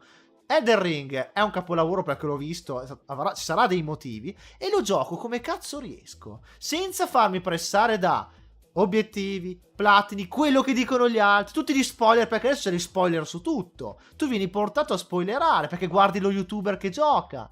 Cioè, ti guasti tutto. Le guide, alcuni giochi senza le guide non vai avanti. Cioè, e dopo, oppure vai avanti, poi arriva uno. Io, per esempio, tu fai una live, tu non puoi fare una live libera. Non posso portare Elden Ring libero, perché arriva l'intenditore che comincia a dirti, insultarti. Ma che cazzo sai te? Ma guarda che lì devi fare questo e quello, e non è cioè, si è persa quella genuinità con l'avvento del web. Si è persa tanta roba è andata. Cioè, si sono creati i E lì presupposti. giochi, e lì giochi molto di più, giochi anche un po' di testa, perché secondo me il peggiore ancora di categoria come giochi sono quelli, gli Arena Games, tanto per dire, Call Mamma of mia, il Duty, che Battle ne so, Royale, Arena dove c'è Game, un Fortnite, tutta questa putiferio roba, sì. generale, entri dentro, duri 3 secondi, ti Sì, massacrano nelle maniere più micidiali possibili, e tu stai lì e fai: "Ma che cazzo sto facendo qua? Qual è il mio sì, ruolo? Che senso ha tutto questo?" Tipo. eh, Però quando entri in quell'ottica lì, poi tu entri perché devi ammazzare quell'altro, cioè c'è proprio questa cosa qui, tipo sì, le questa, arena, ma che non è anche proprio tanto ansia, è più adrenalina che ansia, sì, erano diciamo, belli, gli quindi Unreal Tournament, belli quei giochi lì, però sì. esatto. Adesso sono molto peggio, Unreal Tournament in confronto a Fortnite e altra roba è un santo, cioè, Edulcorato. sì, è ancora. Adesso ragazzi dovrei leggere tutto dopo pian piano, però sono quelle cose che ti rovinano il gioco, perché vedi, è difficile, devi essere molto forte a fregartene di tutti i condizionamenti che ti impongono. Cioè io dovrei chiudermi in casa, scollegarmi da internet, non guardare niente, Elden Ring, butto dentro, gioco così. Quello che voglio capire, che riesco a capire, che mi sento di fare. Perché se ti viene già l'ansia, vedi quello, missione secondaria, cioè, lo fai se puoi, se te la senti. Perché tanto sono quei giochi così immensi che se tu non hai una vita, ce la fai. Allora, ma tu devi annullare la vita perché. E ti portano un po' a Sì. farlo. Cioè, e quindi c'ho un po' paura. Io quei giochi lì non voglio approcciarmi. Almeno adesso, fra qualche anno, quando non sarà più di moda, magari ce la farò. Però senza condizionamenti, cioè è difficile, non devi guardare niente, i video, chi gioca, niente, devi libero. Basta. È difficile, è molto più facile invece cadere in queste cose. Io Cioè, c'avevo l'ansia da prestazione pure a fare un doppio a Street Fighter 2, tanto per dire, vedi, stiamo cioè. parlando di un gioco ancora più vecchio, Poi quelli capito? Quindi. competitivi Ma ancora la, di più. ma la palla la sai fa? La palletta la sai fa? Il cazzottone, l'uppercut lo sai fa? Se no, Intanto imparati a fare le prime se mosse, no non poi ti diverti. dopo Cioè, riesci a fare cioè questo. non riesci. Esatto, Il problema è quello esattamente. lì. E mi viene in mente, ecco, un altro film che io dico sempre, perché c'è un videogioco per dire che rappresenta un po', parlando di alienazione, Shadow of the Colossus, che penso l'abbiate sentito da Play 2, Capolavoro. capolavoro. C'è un gioco, è un film, adesso non mi viene in mente il nome, ma forse voi lo sapete, dove c'è questo protagonista che è ossessionato perché e gioca tutto il giorno, c'è il suo amico che lo va a trovare perché lui e la moglie è morta, i figli, e c'ha delle ossessioni adesso vado a vedere il nome di sto film perché ragazzi ve lo consiglio perché è un film incredibile. No, non mi torna Ma l'ho visto strano anni perché poi fa. questi film ce li siamo visti tutti. Adesso non mi vedete un attimo perché sto cercando, siamo sparite le nostre webcam, però ci sentite. Ve lo dico subito perché è un film famoso, dei primi anni 2000. Ve lo dico subito. Aspettate. Accidenti. No. Shadow del Colosso. Tra l'altro stanno facendo un film su Shadow del Colosso, non lo sapevo. Davvero? Una cosa recente, non sapevo manco io. No, ne stanno parlando. Ma dai, ma come si chiama? Ma porca troia. Niente, mi verrà dopo. È un film che fa vedere sto ragazzo, sto uomo, che c'ha la PlayStation 2 tipo del 2007. Se lo sapete in chat, no, non è il film della mia vita, raga. È famoso comunque. Adesso poi lo cerco. Dopo con calma mentre parlate lo cerco perché altrimenti si perde troppo tempo. Comunque fa vedere questo uomo che gli è morta la moglie e i figli in un incidente d'auto e lui non riesce a reagire alla realtà e fa le seguenti cose perché con la moglie stavano montando la cucina. Lui tutti i giorni smonta la cucina e la rimonta. Poi fa altre ossessioni e poi si chiude in casa, gioca a Shadow of the Colossus e lo rigioca 1000 volte. Perché quei giochi così atmosferici, dove non parli, immensi, che ti fanno sentire piccolo, artistici, e lui si perde col volume a bomba in casa la sera a giocare a Shadow of the Colossus. Che io mi ricordo che quando l'ho giocato la prima volta, anch'io ci sono rimasto drogato dentro. Perché per 4 giorni non riuscivo a staccarmi. Cioè, mi ricordo, mi ha fatto anche a me quell'effetto lì. Perché sì, no, niente. Reign over me, grazie! Grazie, Luke. Reign over me, grazie. Hai chiesto... Cose perdute. Ha chiesto a ChatGPT. Quello, ragazzi, quello lì. Reign over me, guardatelo, è veramente, dà veramente l'idea di quel disagio, veramente. Poi dopo riesce a staccarsi, però il suo amico lo va a vedere, subito gli dice guarda che non è una cosa sana, e poi ci rimane vittima anche lui. E la moglie gli dice ma cosa fai tutto sto... perché torna a casa tardissimo, e dopo lui si rende conto, poi riesce a far reagire quell'altro e... Hai visto la copertina? Guarda, io ho capito di avere Scusate, 2 problemi minuti per me simili. e torno subito. Vai. Dicevi? Vai. Ho capito di avere problemi simili, che era il 1996, credo, 97 quando uscì Tekken 2 per la PlayStation. Adesso non Sì. vorrei errare con l'anno, Siamo però lì. insomma è passata di acqua sotto i ponti. Noi mentalmente già eravamo reduci perché noi già avevamo fatto il gruppo di amici che avevano la PlayStation, quindi eravamo un gruppetto di 2 o 3 persone con sta PlayStation, con questi benedetti giochi, con questi picchiaduro. Mi ricordo che già era uscito Soul Blade, già avevamo giocato il primo Tekken. Insomma, Tekken 2 fu veramente una rivoluzione a livello globale, anche per la bellezza, diciamo, della conversione per la PlayStation, praticamente identica a quella della sala giochi. Andrea. C'erano personaggi segreti, cose varie, eccetera, eccetera. Insomma, ci siamo fatti questa maratona Tekken 2, ancora me lo ricordo, che è cominciata di venerdì pomeriggio a casa di un nostro amico ed è terminata la domenica sera. Sono passati 2 giorni e mezzo di cui noi non abbiamo memoria di niente. Non abbiamo visto neanche il sole calare e sorgere, cioè proprio veramente proprio la chiusa più totale. Non abbiamo neanche mangiato, non siamo neanche andati al bagno. Di domenica sera ci siamo guardati in viso e abbiamo detto ragazzi ma che cazzo stiamo facendo? È così. Cioè, no, ma guarda che è successo a tutti. Anche a me è successo. È roba da ricovero. Cioè, veramente, cioè una cosa è stato l'unico caso estemporaneo in cui ho detto forse i videogiochi sfruttati in questo modo fanno molto e molto non c'era male. ancora il web, DLC, non c'era niente e non era neanche un gioco online. No. Quindi... c'erano solo i contenuti sbloccabili e registrabili su memoria. Quindi pensate voi oggi che potere c'ha sta roba su della gente fragile. Cioè, amplificato tutto quello che c'è. Perché già una volta queste cosine roba sbloccabile già creava. Se uno... Perché anche a me è successo, ma penso che a tutti è successo un momento nella vita in cui ti rendi conto, ci guardi in faccia, ma sono da ricovero. A me succede molte volte, è successo. Ricovero. Sì. Cioè da ricovero. Io sono tornato a casa completamente stralunato, poi mi ci è voluto un paio di giorni per rientrare, diciamo, nel mood della quotidianità. Cioè veramente micidiale. Sì, veramente. Quindi le problematiche sono tante, sono anche complesse, sono veramente disparate. Infatti secondo me dovremmo fare un'altra live. Sì, dopo faremo anche un'altra. Adesso poi non è che voglio fare troppo. Veramente Se Un volete aggiungere mondo, qualcosa, cioè, però volevo leggere praticamente. un attimo perché sennò trascuriamo troppo il pubblico, perché almeno le cose principali, dove siamo rimasti? Ah, qui, ok. Demiurgo che gambla già da piccolo con gli archee. I millenni, ok. Sono un grande appassionato dell'emulazione. Ho cominciato a usare in banda le prime versioni che partivano a riga di comando dal DOS. Proprio le prime. Emulatore a 10-12 anni, non li conoscevo. E poi dopo ho avuto l'R4 per il DS. Ecco, un'altra cosa, un'altra emozione incredibile, la faccio breve. Io faccio parte della generazione drogata di Pokémon. La Pokémania, un casino, sti Pokémon.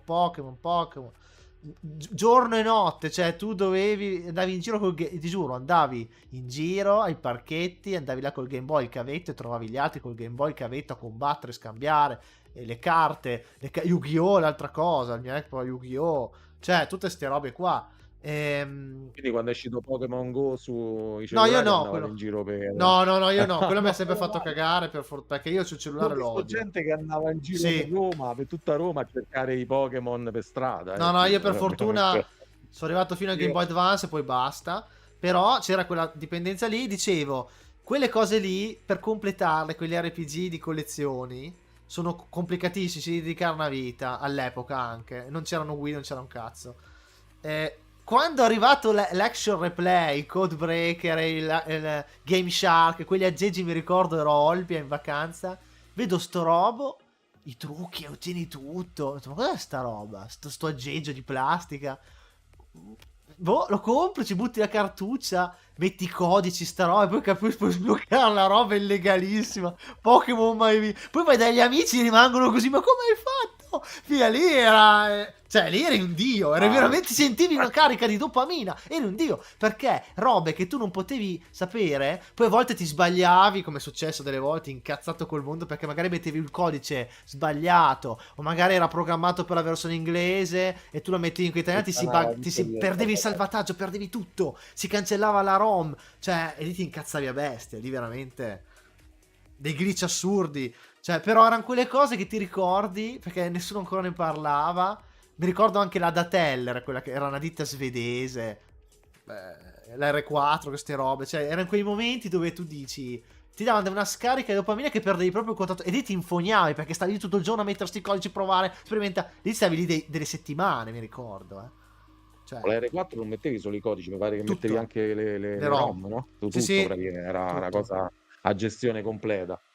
Sì, Però sì. dopo ti infognavi, perché adesso invece siamo abituati, uno lo sa che c'è di tutto e di più, c'è così tanta roba che ti viene controllata tendenzialmente. I giochi sono proprio cambiati col tempo, non è Eh, più come una volta. Adesso se hai un'avventura hai la possibilità di morire infinite volte, n sì. volte, e poi ricominciare sempre Mm, dallo stesso punto con gli stessi oggetti e tutto quanto. Una sì, volta non era così. no. O il puro arcade che ci ricordiamo, io e Cristiano, è Eh, proprio quello del one shot, 3 vite, basta. Quindi ah sì, è anche meglio della vita reale, perché qui di vita ce n'abbiamo una sola, tra l'altro, quindi sei pure più avvantaggiato dall'altra parte Beh, dello noi schermo. vediamo, il mondo nostro è, diciamo, pochi secondi per imparare, tutta una vita per diventare bravo. Io vengo ancora adesso, io gioco a punteggio, non faccio avventure lunghe, giusto qualche RPG, abbia cose che mi hanno appassionato particolarmente. sì, Eh, Però io ancora gioco a punteggio, ah, in sì, sì. solitaria, a punteggio, la vecchia scuola. Tipo arcade comunque più o meno. Io vengo dal mondo Ah, ma arcade. anche a me piace molto l'arcade. Io, se non avessi avuto il MAME, non avrei questa passione dell'arcade. Infatti, ovviamente non ce l'ho come voi perché voi avete visto la nascita e tutto. Però, quello che volevo Abbiamo dire. vissuto la sala giochi, cosa che tu Esatto, hai visto pochissimo. sulla Cioè, fase iniziale della fino a tua 6 vita. anni, poi No. dopo 7, fino ai 10, qualcosina, qualche rimasuglio, però. Cioè, era già finito, cioè, era già Non la ho mai morte. fatto a botte dentro una sala giochi, parlo probabilmente di risse vere. Ecco, io non ho mai fatto, cioè, a parte che non ho mai Non visto hai neanche. respirato il fumo delle sigarette che venivano No, accese no. venivano spente sui cabinati, Sì, mi proprio. ricordo che c'era nei c'era anche questo il Gli posacenere. posaceneri, C'era mamma anche mia. quello lì, quindi. Sì, esatto, C'è il più o meno, portabibite più o e meno quello. il posacenere, quindi. Però, dicevo, Esatto. a me piace l'arcade, perché il bello dell'arcade, è vero, ti può creare anche quello dipendenza, però è comunque un gioco corto, cioè quando tu lo masteri, cioè, ti dà subito, invece, tipo, ci sono dei giochi come gli RPG, alcuni che sono belli, ce n'ho qualcuno preferito, però devi avere la pazienza e il tempo di metterti lì perché deve tutta partire la storia. Poi dopo, man mano, sei sempre più curioso, però è tutta un'altra esperienza. Cioè, adesso sto giocando Ark per la Play 2 che almeno 60 ore ci vogliono per finirlo. Ecco, e per partire almeno le prime 10 ore tu sei lì, dici ok, sto gioco non è nulla di che, poi dopo cambia e ti interessa, perché è un po' particolare. L'azione poi anche dipende dal tempo che ho a disposizione. Sì, Per esempio, io lavoro dalla mattina fino eh, alla sera tardi, poi la famiglia e tutti gli altri impegni. tutto esatto. Quel poco tempo che ho a disposizione lo passo con Certo. l'arcade, la mia bella plancia, giamma e Per me come iniziare a l'arcade, giochi? C'avevo l'ar- quei 20 minuti, quella mezz'ora. infatti l'arcade secondo me è il modo più genuino perché dà il divertimento in poco tempo e poi ti porta a voler migliorare per andare Lo avanti nel possiamo gioco. dire comunque, noi, io e Cristiano condividiamo la nostra bella passione e ci concediamo quasi ogni fine settimana la nostra seratina arcade. Oh, bravi, Quindi bravi. mi incontro a casa Ah di sì? Cristiano che è ben attrezzato con Ah, varie non sapevo. console e varie cose. Sì, di dietro non c'è niente, ma intorno c'è un bel Ok, po' di ok, ok, robina. ok. Tra l'altro. Bene, E, bene. e ci togliamo uno sfizio stando in compagnia. Questa era la tipologia di prosecuzione, diciamo, della passione, dell'hobby, sfruttato però in modo sano, tenendo Sì, conto del poco tempo che abbiamo a disposizione e dell'amicizia che ci lega avendo una passione in comune. Questa è la giustissimo. cosa, secondo me, È come quando Giustissimo. ci vedevamo al muretto e sala giochi, muretto e sala giochi, comitiva, quattro chiacchiere e poi il giorno seguente ognuno a fare quello che doveva fare. Almeno lì Certo. ti sfoghi. abbiamo anche il vecchietto che ci cambia i gettoni, quindi così. Vecchietto ufficiale del cambi gettoni, il mio mestiere principale. Sì. Grande. Adesso devo andare avanti. No, non sono ligure, sono parmense. Però c'ho la Liguria vicino. Non parmigiano, parmense, lì ero in provincia. Comunque, la Liguria è vicino. Il Mame del 97, leggo veloce. Beh, The House of the Dead Time Crisis, sì, è per gli anni 90. Ah, senza Mame, Demiurgo retrofilosofo sarebbe stato solo filosofo. È vero, è vero. Può Giocai tutti darsi. i platini, giochi complessi, ok, ok, ok, ok, ok. Cosa avete detto di nuovo? Pokémon, ok, gioco molto for fun ai giochi, non riesco praticamente mai a finirli. Ma infatti, cioè, dopo se uno non è che ti devi auto-obbligare, se no va di meno, perché certo sarebbe bello iniziarli e finire, però anche gli arcade alcuni, per esempio Ghost and Ghost o Ghost and Goblins, qui cioè io una vita che ci provo, poi non è, cioè dovrei ossessionarmi, chiudermi in casa, dico adesso sto qui finché non finisco, perché io resto a finire la prima parte, poi quella da rifare no, non ce la faccio mai. Ma perché? Con Ghost and Goblins o con Ghost and Ghost? No, io ho fatto Ghost and Ghosts. Che è più facile. Vedi, lo so che è più facile. Però io conosco più quello perché è più della mia generazione, quello là è più vecchio. Però so che è più facile. Sì. Io riesco a fare la prima parte, ma perché mi dovrei chiudere in casa e studiarmi come Metaslug 3. Io ho fatto il primo Metaslug senza morire neanche una volta, che è il più facile. Ci ho messo 2 giorni chiuso in casa, però. Tutto un gioco mnemonico. Una volta che hai Sì. imparato i pattern, Per vai forza. abbastanza Devi tranquillo. studiare le armi, le munizioni. Ti mancano gli schemi di un livello, Ma muori poi come una sbagli una merda. mezza manovra, cioè per dire il Metaslug 3 è molto bastardo perché c'hai le cose contate, poi l'ultimo livello è allucinante, fatto apposta per lì veramente, cioè lì tu devi avere le bombe contate, usarle devi beccare proprio la combinazione in quel momento, lanciare in quel momento che becchi 3 target con una bomba, altrimenti non ci arrivi. Cioè, cioè, tu devi stare lì a studiare tutto, far 1000 prove. Poi se devi anche registrare, diventa un lavoro complesso, Comunque c'è un sottogenere di sparatutto, di shoot 'em up che ti aiuta molto a tener conto dei pattern Pattern. e a girarli di È vero. conseguenza. Sono la tipologia di shoot 'em up che vengono definiti Danmaku, e ne sa qualcosa anche Cristiano, insomma. Ah Con sì. i Danmaku tu impari molto i pattern Sono puzzle di un game. gioco nello specifico e impari comunque sia ad Ma, essere veloce ma nella tipo risoluzione Dodonpachi, di... roba così, no? Sì, Dodonpachi. Bravo, sì. A me esattamente. Dodonpachi piace Sì. molto. Quello da Don Paci, lo devi assolutamente. vedere Don come un Paci puzzle game. Sì, infatti. Guvange, Sprayed, qual era quell'altro? Adesso non Ma mi un po' ricordo. anche Comunque ce ne stanno, un po' anche Blazing Battle Star, un pochino? Garegga. Un pochino sì. Battle Garegga di più, però Blazing Mm, Star secondo me che è roba Neo Geo? sì. Sì, sono Geo. Io Blazing Blazing Star Star è che mi più piace... Sì, Blazing Star è più R-Type, è molto sì, più sì. R-Type come Ecco, ho provato impostazione. tante volte, arrivo tipo al quarto livello e ce la faccio senza morire mai, però dopo da lì in poi... Devi R-Type. conoscere a memoria ogni posizione Tutto, della tutto, navetta. tutto. Al pixel perfect, se no non ci riesci. Esatto, Considerare le Type pure è collisioni. tutto mnemonico, tutto mnemonico. tutto. No, no, è vero, è così. Però Dodon Paci, poi anche Zero Gunner del Naomi, bellissimo. Bellissimo, Zero bellissimo, Gunner, Zero bellissimo. Gunner 2, Assolutamente. sono bellissimi quei giochi lì. L'ho portato con Igor E l'ultima volta. quelli Cave, Psycho, mi pare Sì, come che poi vabbè, era la vecchia Toplan, Toplan Arcade. Toplan. Toplan Arcade. A Topolan. E la ge- Topalan, i vecchi. A Topolan. Sì, sì. Allora, c'è Mannaggia sti Evil inglesi. 77 piacere che ancora non so se ti ho visto in qualche altra live, però è la prima volta che ti fai sentire stasera. Credo che diventare dipendenti dai videogiochi sia una questione di predisposizione e anche mancanza di autocontrollo. Se uno ha la giusta maturità sa darsi le regole almeno in età 2. Sì, dovrebbe essere così. Però vi dico, anch'io molte volte mi ritrovo, cioè magari ho 2 o 3 giorni che sono libero, non so perché, o magari fuori piove, dico, boh, adesso faccio un po' di cose, mi rilasso, mi dedico a cose della vita e poi magari mi ritrovo invece qua infognato che mi parte il pallino. Adesso registro Metal Slug 2 senza morire e mi metto qui e dopo sei frustrato come la merda, poi magari ce la fai, poi ti rendi conto, ok, è già finito il mio tempo. Domani, cioè, e dopo a me succede. Sarà che sono predisposto, non lo so. Delle volte mi succede. No, no, non succede solo a te, fidati. Succede a tutti. Io quei 5 minuti, 5, 10, 20 minuti che ho a disposizione di tempo libero è come una caramella, una patatina. Vedi, vedi. È Dice, il e poi dolcetto al punto giusto, e ora andare a dico. letto e domani si ricomincia a lavorare. È prezioso, quel tempo è prezioso. Sì. Comunque, quello rientra sempre nel discorso delle patologie ludopatiche, tipo il Però discorso sentivo... proprio Sì, del finire pure quello che uno inizia, tra l'altro. Ecco perché magari uno...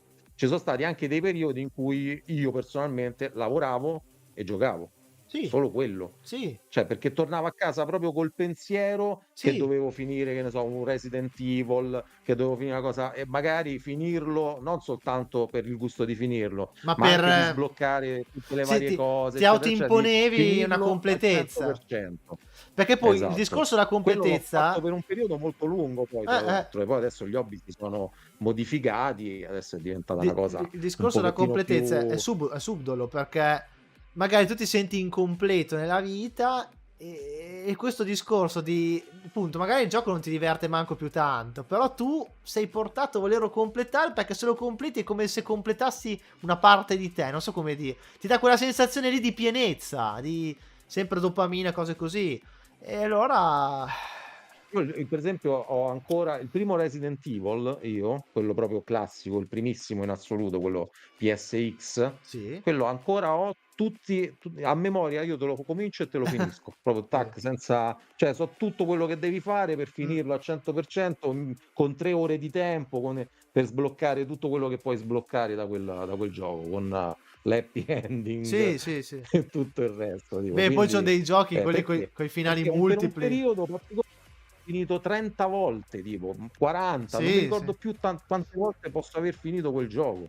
Tanto per dirti che parecchie persone sarebbe venuta la nausea, non Sì, a me, perché in quel momento avevo quel tipo di patologia, cioè eh. dovevo finire Poi Resident Evil a 360 gradi. ci sono dei giochi, poi chiudiamo cosa che abbiamo, cioè rimaniamo in tema, però su un altro discorso parliamo un po' di della frustrazione in questo ambito, su tante cose che magari dopo ne parliamo, però volevo dire che per esempio un altro gioco che vedo che la gente si è infognata ultimamente, cioè fino a un annetto fa, è Fear and Hunger, che è un gioco un po' particolare, fatto nell'est Europa, che è un gioco semplicissimo in 2D di sopravvivenza a tema horror, molto inquietante, molto spinto anche sessualmente, c'è di tutto e di più, tutte le cose illegali ci sono dentro questo gioco, c'è della gente che si è infognata, c'ha 11 finali, difficilissimo.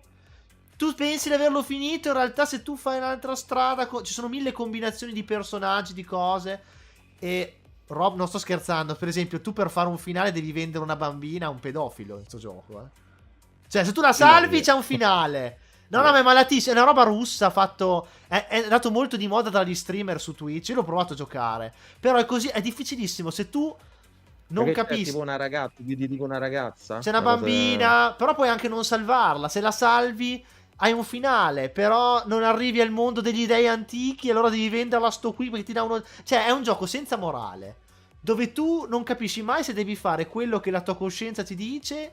O devi invece buttare. Cioè, è un gioco veramente senza regole, folle. Che crea dipendenza assurda perché è così senza regole. Che un sacco di gente, per il gusto di fare quello che non puoi fare, c'è entrata dentro. Boom, è diventato famosissimo grazie agli streamer. Era un gioco che c'era 2000 qualche anno fa e nessuno se l'ha cagato. Poi uno streamer ha cominciato a portarlo. È diventato di.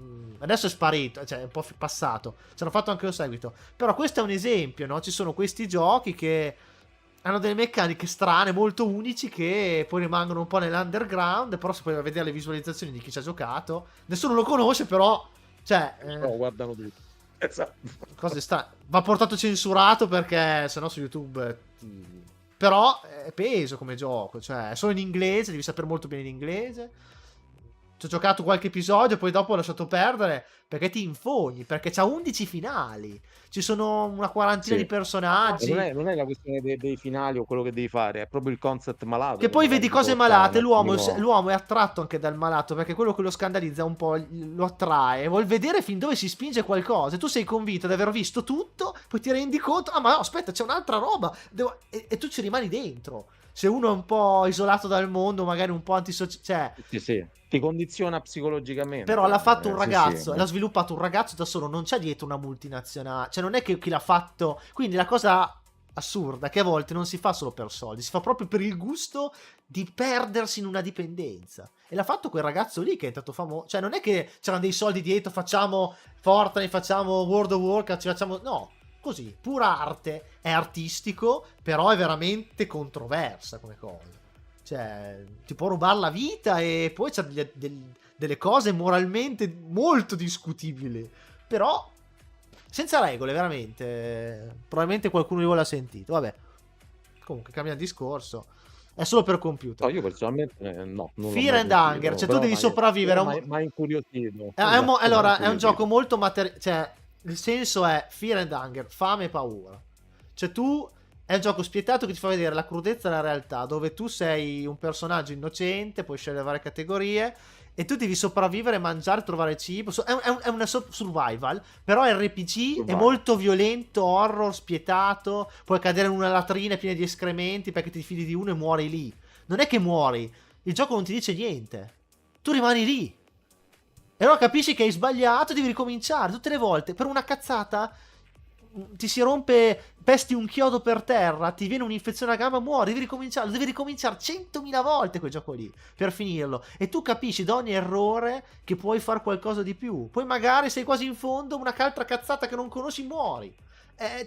Il senso è quello della vita cruda, ma proprio cruda, Cioè, roba proprio orge con le maschere di gente che non si capisce di che sesso è, roba così, Poi ci sono le fusioni dove tu sacrifichi le donne agli dei e puoi avere dei benefici, oppure ti unisci e diventi un abominio perché se non è un partner giusto diventi un mostro, però c'hai più abilità che se invece fosse partner. Cioè robe così strane, ma veramente ogni cosa strana e malata che potete pensare, cioè che potete anche non pensare, lì c'è. Dei, non dei, di tutto. Stavo pensando a chi l'ha sviluppato. È uno dei paesi della Macedonia, insomma, quei paesi di Serbi, Macedonia, sono quei paesi un po' veramente al limite. Tra l'altro sapevo, cioè sono quei paesi dove le leggi sono un po', la morale è un po' così. Però ha fatto un sacco di successo, è incredibile, è una cosa C'è la gente che sulla Steam Deck se l'ha installato e stava tutto il giorno, veramente dipendenti, c'è un sacco di YouTuber che hanno parlato di sta Se l'hanno cosa. legalizzato in un certo modo, avrà Sì, sicuramente dei limiti per quanto riguarda il target di età, credo, molto probabilmente, quindi sì, si saranno avvalsi, diciamo, di quella facoltà, però il gioco è particolare, insomma. sì, però sono cose così. Adesso non so cosa avete detto. No, l'ultima cosa, quanto siamo? Un'ora e mezza e sono. Abbiamo ancora un quarto d'ora. Adesso non possiamo parlare, diventa una Sì, certa ora. Scusate che rispondo una cosa. Ok, fatto. Dicevo, l'ultima cosa, volevo parlare della ripercussione, cioè, non parlando dei giochi in sé, però di quello che ruota intorno a questa passione. Cioè, dei problemi che alcune persone hanno in questa competizione. Ci sono delle persone che nel retro gaming hanno questa mania, cioè non questa mania, questo complesso di voler primeggiare un po' sugli altri, però lo fanno solo nel digitale, poi nella vita reale non succede nulla. Non so come dire, Andrea, non so se mi hai capito. Allora, il discorso è che rientriamo, secondo me, sempre nello schema dell'autoprotezione, cioè, capito? Allora, io in un certo senso, più che autoprotezione, dell'acquisizione di una sicurezza maggiore nella società attraverso, che ne so, la performance videoludica. In quel caso, allora, cerco di primeggiare perché così non solo mi sento realizzato nell'ambiente videoludico perché sono diventato bravo, sono forte, Sì, quello che ti pare a te, sì, ma mi sento anche più sicuro, capito, no? Nel sociale. Quindi è anche un fattore di sicurezza che tu acquisisci per un'insicurezza che tu già hai come predisposizione. Quindi stiamo sempre parlando di persone, secondo me, che hanno un problema fondamentale che è quello dell'insicurezza, come posso dire, sistematica, cioè avere questa insicurezza cronica che te la porti appresso in maniera costante e tu hai questo modo di esprimere la tua superiorità in ambito videoludico. Cosa che poi, tra parentesi, se trovi anche un'altra persona che ha la stessa identica problematica tua mm, e c'è uno scontro videoludico in sé, possono nascere anche delle incomprensioni brutte, delle cose piuttosto importanti, gravi, perché quello che ovviamente perde e solitamente vuole essere il primo, in gergo tecnico rosica. sì, Quindi rosicando non accetta il discorso della sconfitta e qui rientriamo in un altro ramo che è quello ovviamente della maturità che ha acquisito una certa persona nei confronti di quello che dovrebbe essere soltanto un momento di condivisione di gioia, un momento videoludico, un momento di hobby, un momento conviviale sì, insieme che con poi, altri amici che poi è che condividono assurdo. la tua stessa Sì, passione. infatti ci sono E dei invece settori. nascono delle bagarre e anche delle azzuffate, non indifferenti. Io ho visto gente picchiarsi per eh, il discorso ma vinci sempre te, non mi fai mai ma vincere, qua, là, peggio dei ragazzini delle Ma a elementari, me dicevo anche in proprio, generale anzi, tutto quello che ruota al anche retro dell'asilo. gaming, cioè non so, qualsiasi cosa, cioè magari uno ha la passione dei cabinati, va alle fiere, porta i cabinati e magari un altro lo fa e si odiano uno con l'altro, ma ognuno porterà cose diverse, c'è cioè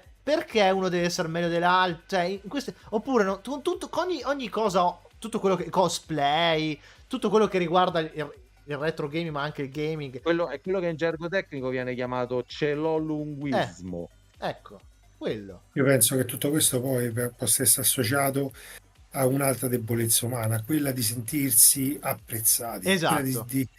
quella di stare al centro dell'attenzione. Ripeto, in questo caso specifico vediamo tante persone che magari anche con poca competenza si Mm, mettono in mostra arrivando anche a livelli estremamente goffi, risibili, ma loro neanche se ne rendono conto. Io ho questo, io ho quell'altro, io ho una collezione sterminata, io ne sì, so più sì. di te, tutto quanto, bla bla bla bla, Sì, magari parole. tu, collezionista, non so, di Sega Saturn, arriva uno, ma cosa vuoi sapere te? Io c'ho tutta la roba PC Engine. Cioè, uno meglio dell'altro, io ce l'ho più cioè, Sì, e così. questa è proprio una classica debolezza umana. Io devo stare, io sono meglio, io ho bisogno di consensi perché devo colmare qualcosa che all'interno mi manca o che non ho mai avuto. Sì, oppure far vedere essere uno più famoso dell'altro. Se magari tu sei un creator e c'è un altro creator, e io ho più Esatto. iscritti, io ho più quello, più l'altro, io ho la stanza più grossa della tua, io tutto, cioè è come Poi se fosse... chi c'ha il complesso della competizione poi non ha la capacità logica di bloccarsi, ma è esponenziale. Va sempre un gradino sopra perché c'è Sì, sempre qualcuno, ricordatevelo al mondo, che è sempre più meglio di alto io. voi. Esatto. Ma infatti. Ma O poi che il ti problema... bussa da dietro. Ma poi il problema è che Esattamente. se tu hai bisogno di sentirti così, il meglio, non arriverai mai, perché appunto c'è sempre qualcuno dietro. Se tu arrivi a quei livelli e ancora non sei soddisfatto, c'è un problema, perché tu non riuscirai mai a essere al livello che desideri. Cioè, quindi diventa un circolo vizioso, cioè... Poi dopo arrivi a un punto che magari vai in burnout totale, ti svegli e dici, non ne voglio più sapere, vendi tutto e ti ritrovi spaesato, perché poi la gente va in crisi di identità, perché alcuni Beh, sì. abbiamo visto le persone, Andrea ricorderà, Eh, persone che eh, quando non hanno più avuto il consenso che loro pensavano di dover avere, con il solito discorso, io ho ragione, tutti gli altri hanno torto, poi hanno preso il pallone e se ne sono andati via dal campo da calcio, detto in modo Sì, sì, sì, sì, figurato. E certo. ne abbiamo viste le persone, però ripeto, io so sempre del discorso, tutti hanno un loro tempo per maturare, chi Sì, prima, chi dopo. Certo, se sei arrivato a 60 anni e fai ancora sì, così, mi mai. dispiace. Esatto. Sì, ma già a 50 è un rischio, eh? A Lì 50. abbiamo Non altri ammettere di avere problemi dei problemi. che Intorno ai Freud ha 50 già è cercato di grave, classificare in qualche modo, però infatti, siamo ma tutti infatti, deboli come ma umani. infatti questa live voleva essere un po' incentrata anche su quelle cose, di punto di imprinting che ci vengono dati da piccoli, perché noi abbiamo questa ansia, cioè questa debolezza di dover dimostrare in primis ai nostri genitori, perché sono i primi esseri umani con cui noi dobbiamo confrontarci, che andiamo bene per loro. Vogliamo essere accettati e riconosciuti. Poi c'è chi magari è stato più amato degli altri, ho vissuto quel periodo in modo meglio, in modo migliore e non ha problemi. C'è invece gente che ha quest'ansia di sentirsi amati, riconosciuti, meglio degli altri e pensano che se sono i numeri due di non essere validi e poi diventano cattivi con gli altri. Quando invece si collabora, si sta. Perché ci sono delle cose così vaste per dire. Ma anche, per esempio, l'arcade è una, ma c'è tutto, tutto. Cioè, con tutte le console, giochi, così, tutto quello che deriva da retro game, cosplay, le riviste, ogni cosa. Ogni cosa non si è competitor, bisognerebbe essere bisognerebbe collaborare. Concettualmente basterebbe soltanto essere brave persone, quello che Sì, uno sì, sogna o sognerebbe, perché dico. tutto è Però lì, tutto è nella... il mondo è bello perché è vario, giustamente, quindi comunque dovrai sempre confrontarti con altre persone che o la pensano come te, Sì, ti odiano a prescindere, a pelle, senza che magari neanche hanno mai parlato con te oppure neanche hai mai interagito. Sì, a me è successo anche quello. Cioè, quindi comunque sia, sono cose che capitano, sono cose che succedono, però cavolo, il mettersi in gioco e fare un discorso interiore con se stessi, un'autoanalisi, quella deve essere, secondo me, basilare e la devono fare tutti. Perché? Perché nessuno è esente da problemi, sia in esatto. misura maggiore che in misura minore, e dovrebbero uscire fuori Sì, belle cose, tra parentesi, cioè nel senso che possono anche essere brutte, ma che poi alla fin fine tu puoi metabolizzare e poi tranquillamente uscire fuori da questo loop che ti generi, che ti crei e automaticamente, secondo me, appianare, se non risolvere anche parecchie problematiche che uno si porta dietro da quando ha memoria. Quindi infatti bisogna ascoltare se stessi e capire è i un po' problemi. complesso, Cioè, perché il scusate, non sono stato problema... proprio No, no, precisissimo, ma è però. giusto. Il problema però è far cadere la maschera davanti a se stessi e accettare il fatto che sia un problema, che molti non lo fanno. Tutto lì. Una volta che Quelle cade... sono Visto che siamo in le ambito fasi, la prima videoludico, fase, seconda fase. visto che siamo in ambito videoludico, di mettersi in gioco proprio, mettersi di- proprio in gioco. Sì, sì, sì, infatti... Cioè, bisognerebbe avere purtroppo... Scusami se ti No, ho interrotto. purtroppo che avere l'umiltà di capire che non si può avere tutto cioè, non si può essere meglio in tutto. Cioè, in quella cosa, magari uno... Cioè, c'è della gente che per andare avanti in quella cosa che fanno devono continuamente ogni giorno guardarsi e dire io sono il numero uno, io sono... E invece dovresti stare in pace e dire No, ci sarà sempre qualcuno che sa più di me. Ma questo non vuol dire... Però evidentemente è un problema così difficile da capire che... È un problema accettarlo, è un problema Eh, accettarlo purtroppo, perché ci pone comunque un gradino al di sotto di altri e tutti invece vorrebbero essere un gradino al di sopra degli altri. E purtroppo è così, ma questo fa parte della natura umana, eh. sì, Non sì, c'è sì. veramente niente da meravigliarsi, anzi, diciamo che è una problematica piuttosto comune. Sì, Però, oppure, cioè tu secondo me, magari sei uno... ci sono buoni margini di Sì, miglioramento, tu sei un ecco, creator, su c'ha un tutto. tot di iscritti, un tot di seguito, c'è un altro creator, ne ha molti più di te, la gente automaticamente cosa pensa? Beh, quello là è più autorevole, quello che dice vale di più quello che dici te. Non è assolutamente vero, però la gente pensa questo. Cioè, come regola generale, poi dopo se ti conoscono, fanno 2 più 2, magari preferiscono seguire il piccolo che il grande, perché magari il grande fa solo contenuti commerciali, però a pelle non solo a livello di soldi, di far girare, perché magari c'è un evento e chiamano uno famoso, ovviamente, non chiamano il demiurgo per dire. Però, Sì, cioè, non lo chiamano perché non lo conoscono come lo conosciamo noi, il Demiurgo. no, però voglio dire, non Eh, faccio fare quel giro di... come invece fa chi...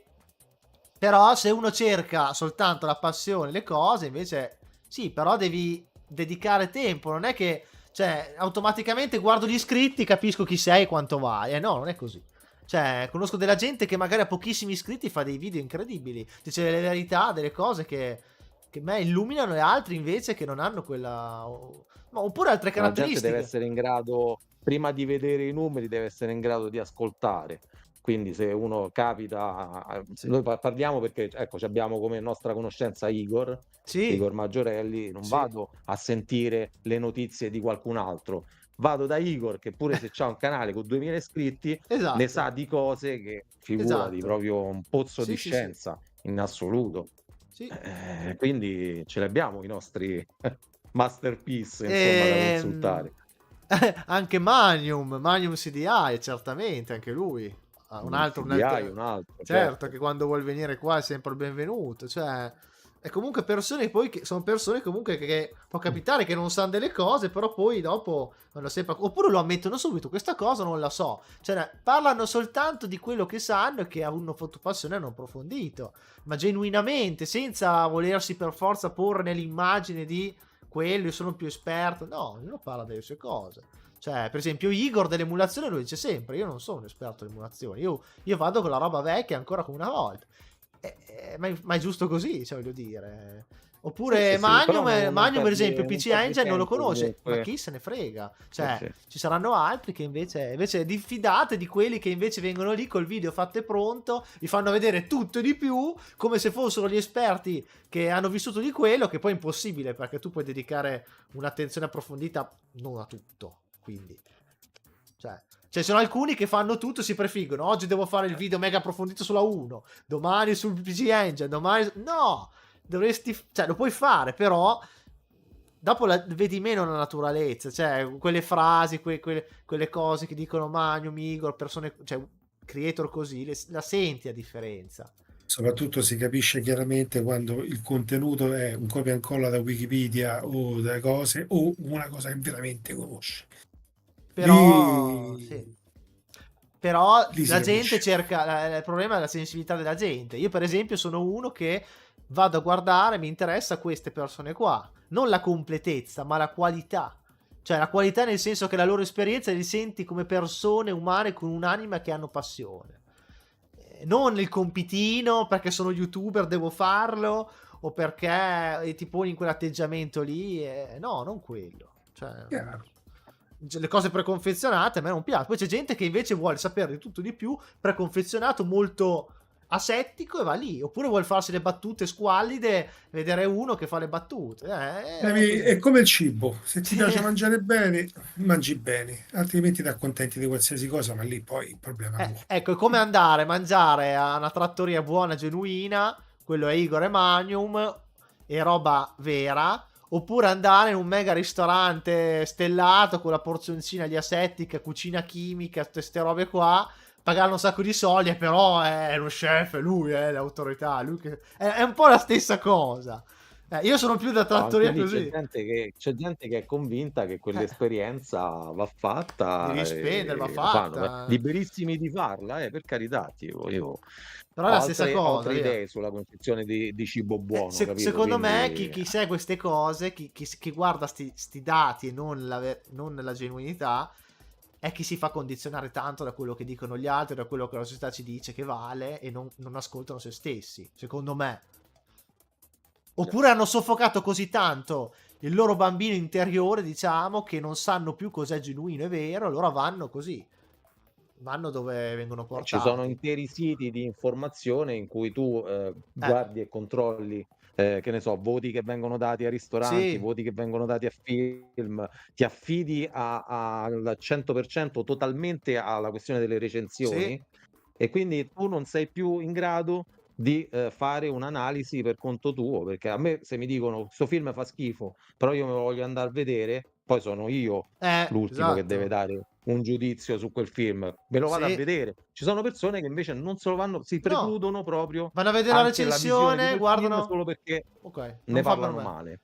Non è vero, cioè Come io. dico io, come ho detto prima, non hanno ancora sviluppato quella maturità o quelle capacità mentali per poter poi farsi le giuste domande e analizzare i fatti in modo Sì, sì. più Autonomo. autonomo. Ma Ma infatti quello ce l'hanno tutti, ci arriveranno tutti, che prima o che dopo, ci qui poi, arriveranno. poi L'importante è non tutti arrivarci maturano. quando si è vissuto troppo, che è tardi, perché dopo te ne penti, dopo ci rimani male. Quello ha buttato la vita, è un problema Purtroppo tuo. sì, La purtroppo, vita è una, un cannoncino, purtroppo sì. come Già. diceva a Infatti, Roma, no? infatti la A Roma si differenza. diceva un Un cannoncino. cannoncino, sì, sì. Comunque, ragazzi, siete Cannoncino, stati sì. incredibili perché è stata una live impegnativa, non neanche leggera da seguire, ma siamo stati tra i 7 e 11 spettatori. Programmata all'ultimo, buttata lì, non me l'aspettavo, sono contento. Un sacco la chat piena, sono contento. I soliti affezionati che ci sono hanno partecipato tantissimo. Luke, dopo vi ringraziamo tutti. Ormai siamo alla conclusione, sì, sono le 11 e mezza. Direi che siamo a quanto? Sì. Un'ora e 45, direi che ci siamo, dai. Alla Beh, siamo fine, anche in mezzo alla settimana, quindi abbiamo fatta proprio di straforo sì. questa live Dopo e qui, comunque è venuta, sì, secondo me, sì. Ma poi sì, adesso non abbiamo esaurito ci sono tutto. stati, no, ci sono stati parecchi spunti buoni, secondo me, che possono essere approfonditi meglio, magari con una seconda puntata. Sì, assolutamente. No, volevo dire, allora, questo sabato abbiamo la live del dizionario, vero? Sì, Giusto, Andrea? possiamo Sì. anche fare un po' di sponsorizzazione? Sì, The Games, sì, sì, fai, Facciamo... fai, fai. Sì, sì. Questo sabato. Questo sabato facciamo la lettura di un nuovo numero di The Games Machine. Non mi ricordo se era il 176, credo se fosse il 176, Sì, dovrebbe essere con quello. la recensione in copertina di Prince of Persia Sand of Time. Quindi, Bello. insomma, c'è bella roba, bella carne sul fuoco. Saremo io, il Demiurgo, Tex anche, Alessio? Alessio Gardi. E quindi poi se vorrà partecipare anche Cristiano è benvenuto Come perché Se vuoi. posso, comunque volentieri. anche Vai. sì, sì, assolutamente. Poi Assolutamente. estenderemo magari l'invito a qualcun altro Non so perché se verrà Valerio, non lo c'è so. parecchia carne, c'è Forse c'è no. parecchia carne sul fuoco. Sono 176 pagine belle ricche, intense. La rivista già è disponibile sul portale del dizionario dei videogiochi, scaricabile gratuitamente, così come tutte le produzioni che facciamo sono aperte sia per il download gratuito che per la condivisione generale, quindi prendete e usatene tutti, come si dice, e avremo modo poi di sponsorizzarla meglio sabato. Quindi Sì, adesso noi la siamo programmo che presenti. apparirà sul canale. Sì, Adesso è finita la programmo, ci metto copertina tutto, apparirà già sul canale così ci sono giorni d'anticipo. Ah, il viaggio di Joel ci saluta. Ciao Joel, anche te. Quindi verrà programmata così la vedete e ci sarà già il download così uno può già scaricarla, leggerla prima della live, dopo così magari uno la legge un po' in sti giorni, dà un'occhiatina e poi dopo nella live si confronta, dice la sua, insomma, mette un po' di tempo. sì, Però sì, se andate sì. già sulla pagina di Facebook del dizionario trovate già lì il link, insomma, siete già lì. Quindi assolutamente sì, questa cosa la volevo dire. c'è da dire altro? Qualcosa? No, vi ho detto, non abbiamo esaurito gli argomenti, ne faremo probabilmente altre, anche con più ospiti o ospiti diversi per avere opinioni diverse su questo argomento, perché è molto complessa la cosa. La cosa più importante però è che nella vita reale stare bene, mi rendo conto che è complesso perché ci sono tante cose che non dipendono da noi, però nei nostri hobby dobbiamo stare bene il più possibile. Può capitare qualche volta che ci fissiamo su una roba, ci ossessioniamo, poi ci rendiamo conto, ci guardiamo in faccia, ok, non va bene sta cosa, e può succedere, però non deve diventare la norma, cioè qualche volta può succedere, No, però l'importante, tra parentesi, è che se interagisci con un'altra persona umana, ci deve sempre essere comunque sia un confronto, quindi un dialogo prima di partire in quarta con le emozioni, con le azioni insensate che vengono fatte certe volte quando capita una, come posso dire, non incongruenza, una cosa che non viene capita, no? Diciamo, tra due individui. Il mm, capirsi, secondo me, è fondamentale, quindi ci deve essere il dialogo a tutti i livelli. sì, Dopodiché, quello già è un punto di partenza per poter comunque risolvere il problema, anche perché con il dialogo ti sfoghi, dici tutto eh, quello che sì, sì. tieni dentro, insomma, avere un po' di coraggio e parlare, secondo me, con l'altra persona ti Sì. scarica, ti apre un mondo e ti chiarisce parecchi dubbi che potresti avere nei confronti di quella persona lì e ovviamente viceversa. E poi dico un'altra cosa, sicuramente quello che hai vissuto te Andrea del tecnico chiusi in casa con gli amici è comunque, lasciami passare il termine, più sano che non da soli, isolati senza neanche un amico. Cioè a me invece capita molto spesso, cioè è capitato da solo perché non ho che avevo chissà che amici, però quando ero ragazzo, almeno io piccolo, gli amici li avevo in una casa, mi è capitato qualche volta, devo dire che comunque ok sarà da ricovero, però comunque è più sano perché comunque sei con altre Due, persone che condividi una cosa. certo. Però reali, non per esempio, cioè tipo se ci mettessimo io e te qua su Discord a giocare un RPG e vederci, è comunque più malato che non farlo realmente. Sono ordini diversi di malattia, però, cioè se vogliamo dare un peggio e un meglio, il male minore. Sempre tre albe insieme abbiamo visto, tre albe. Almeno Cioè, quello, almeno se non è fisicamente patologico quello, c'era però una realtà fisica, eravamo capito? tutti d'accordo. Sì, Sì, eravate tutti eravamo d'accordo. tutti e quattro d'accordo. È ancora più Quindi, un po' più sano, sebbene non lo sia, però rispetto invece a qua o solo virtuale oppure perché magari tu una persona vuoi vederla giochiamo, poi dopo non la inviti neanche a casa purché abita lì, per dire, cioè ci sono queste dinamiche. sì, diciamo, là è un Ci po' più sono. estremo, certo, Sì. certo. E invece Cristiano, allora ti è piaciuto partecipare? Spero di sì. La tua prima live. In assoluto, mi sono divertito. Sei divertito, meno male. Anche se era un argomento pesante, se ci sarai sabato sarà più divertente perché leggiamo una rivista senza parlare di problemi, robe. Ci si divertirà di più. No. Poi è bello, Parleremo di problemi di Cantoniamo scandinazione. i problemi. no, è bello vedere anche tutto il confronto, generazioni, fare gli scambi delle varie generazioni, di come hanno vissuto le cose. È bello, molto, sì. Infatti, secondo me è piaciuto. Io sono un enjoyer del multiplayer locale. Anch'io. Infatti, il locale reale è tutta un'altra cosa. Sì, sì. Infatti è così. Bene, dai, allora sì, direi che concludiamo. Cosa dite? Volete aggiungere qualcosa? Fatelo ora se volete. Volete dire qualcosa in più? Abbiamo detto tutto, ci vediamo con chi c'è già e chi vuol partecipare Sì, sabato, sabato. siamo di nuovo qui. Sì, adesso la programmo e la metto poi sul gruppo anche nostro, poi la vedete tutti. No, nient'altro, a posto. Peccato ci siano sempre meno giochi così, sì, ti voglio portano tutti sull'online, assolutamente, tristezza, no? Infinita, però è così. Prossima volta mi metto la maglietta, pulita e stirata qua, No, io pure edizionale. non ho fatto in No, ma tempo, stasera non quindi era, però sabato la metto. Buona sabato ce serata a l'abbiamo tutti, pronta. ci sarò sabato. Bene, allora ci sarai. Allora voglio salutiamo. Stati con noi. Ti dico sempre Ludovico, Garrison, Federico Fortuna. Poi c'è stato Luke, c'è stato apparso Agiluomo Commodoro, miglior nickname, mamma mia. L'uomo Veramente. Commodoro. Detto qua soltanto dire, ma quando porti Yu-Gi-Oh! Poi sparito, va bene, tanto rispetto.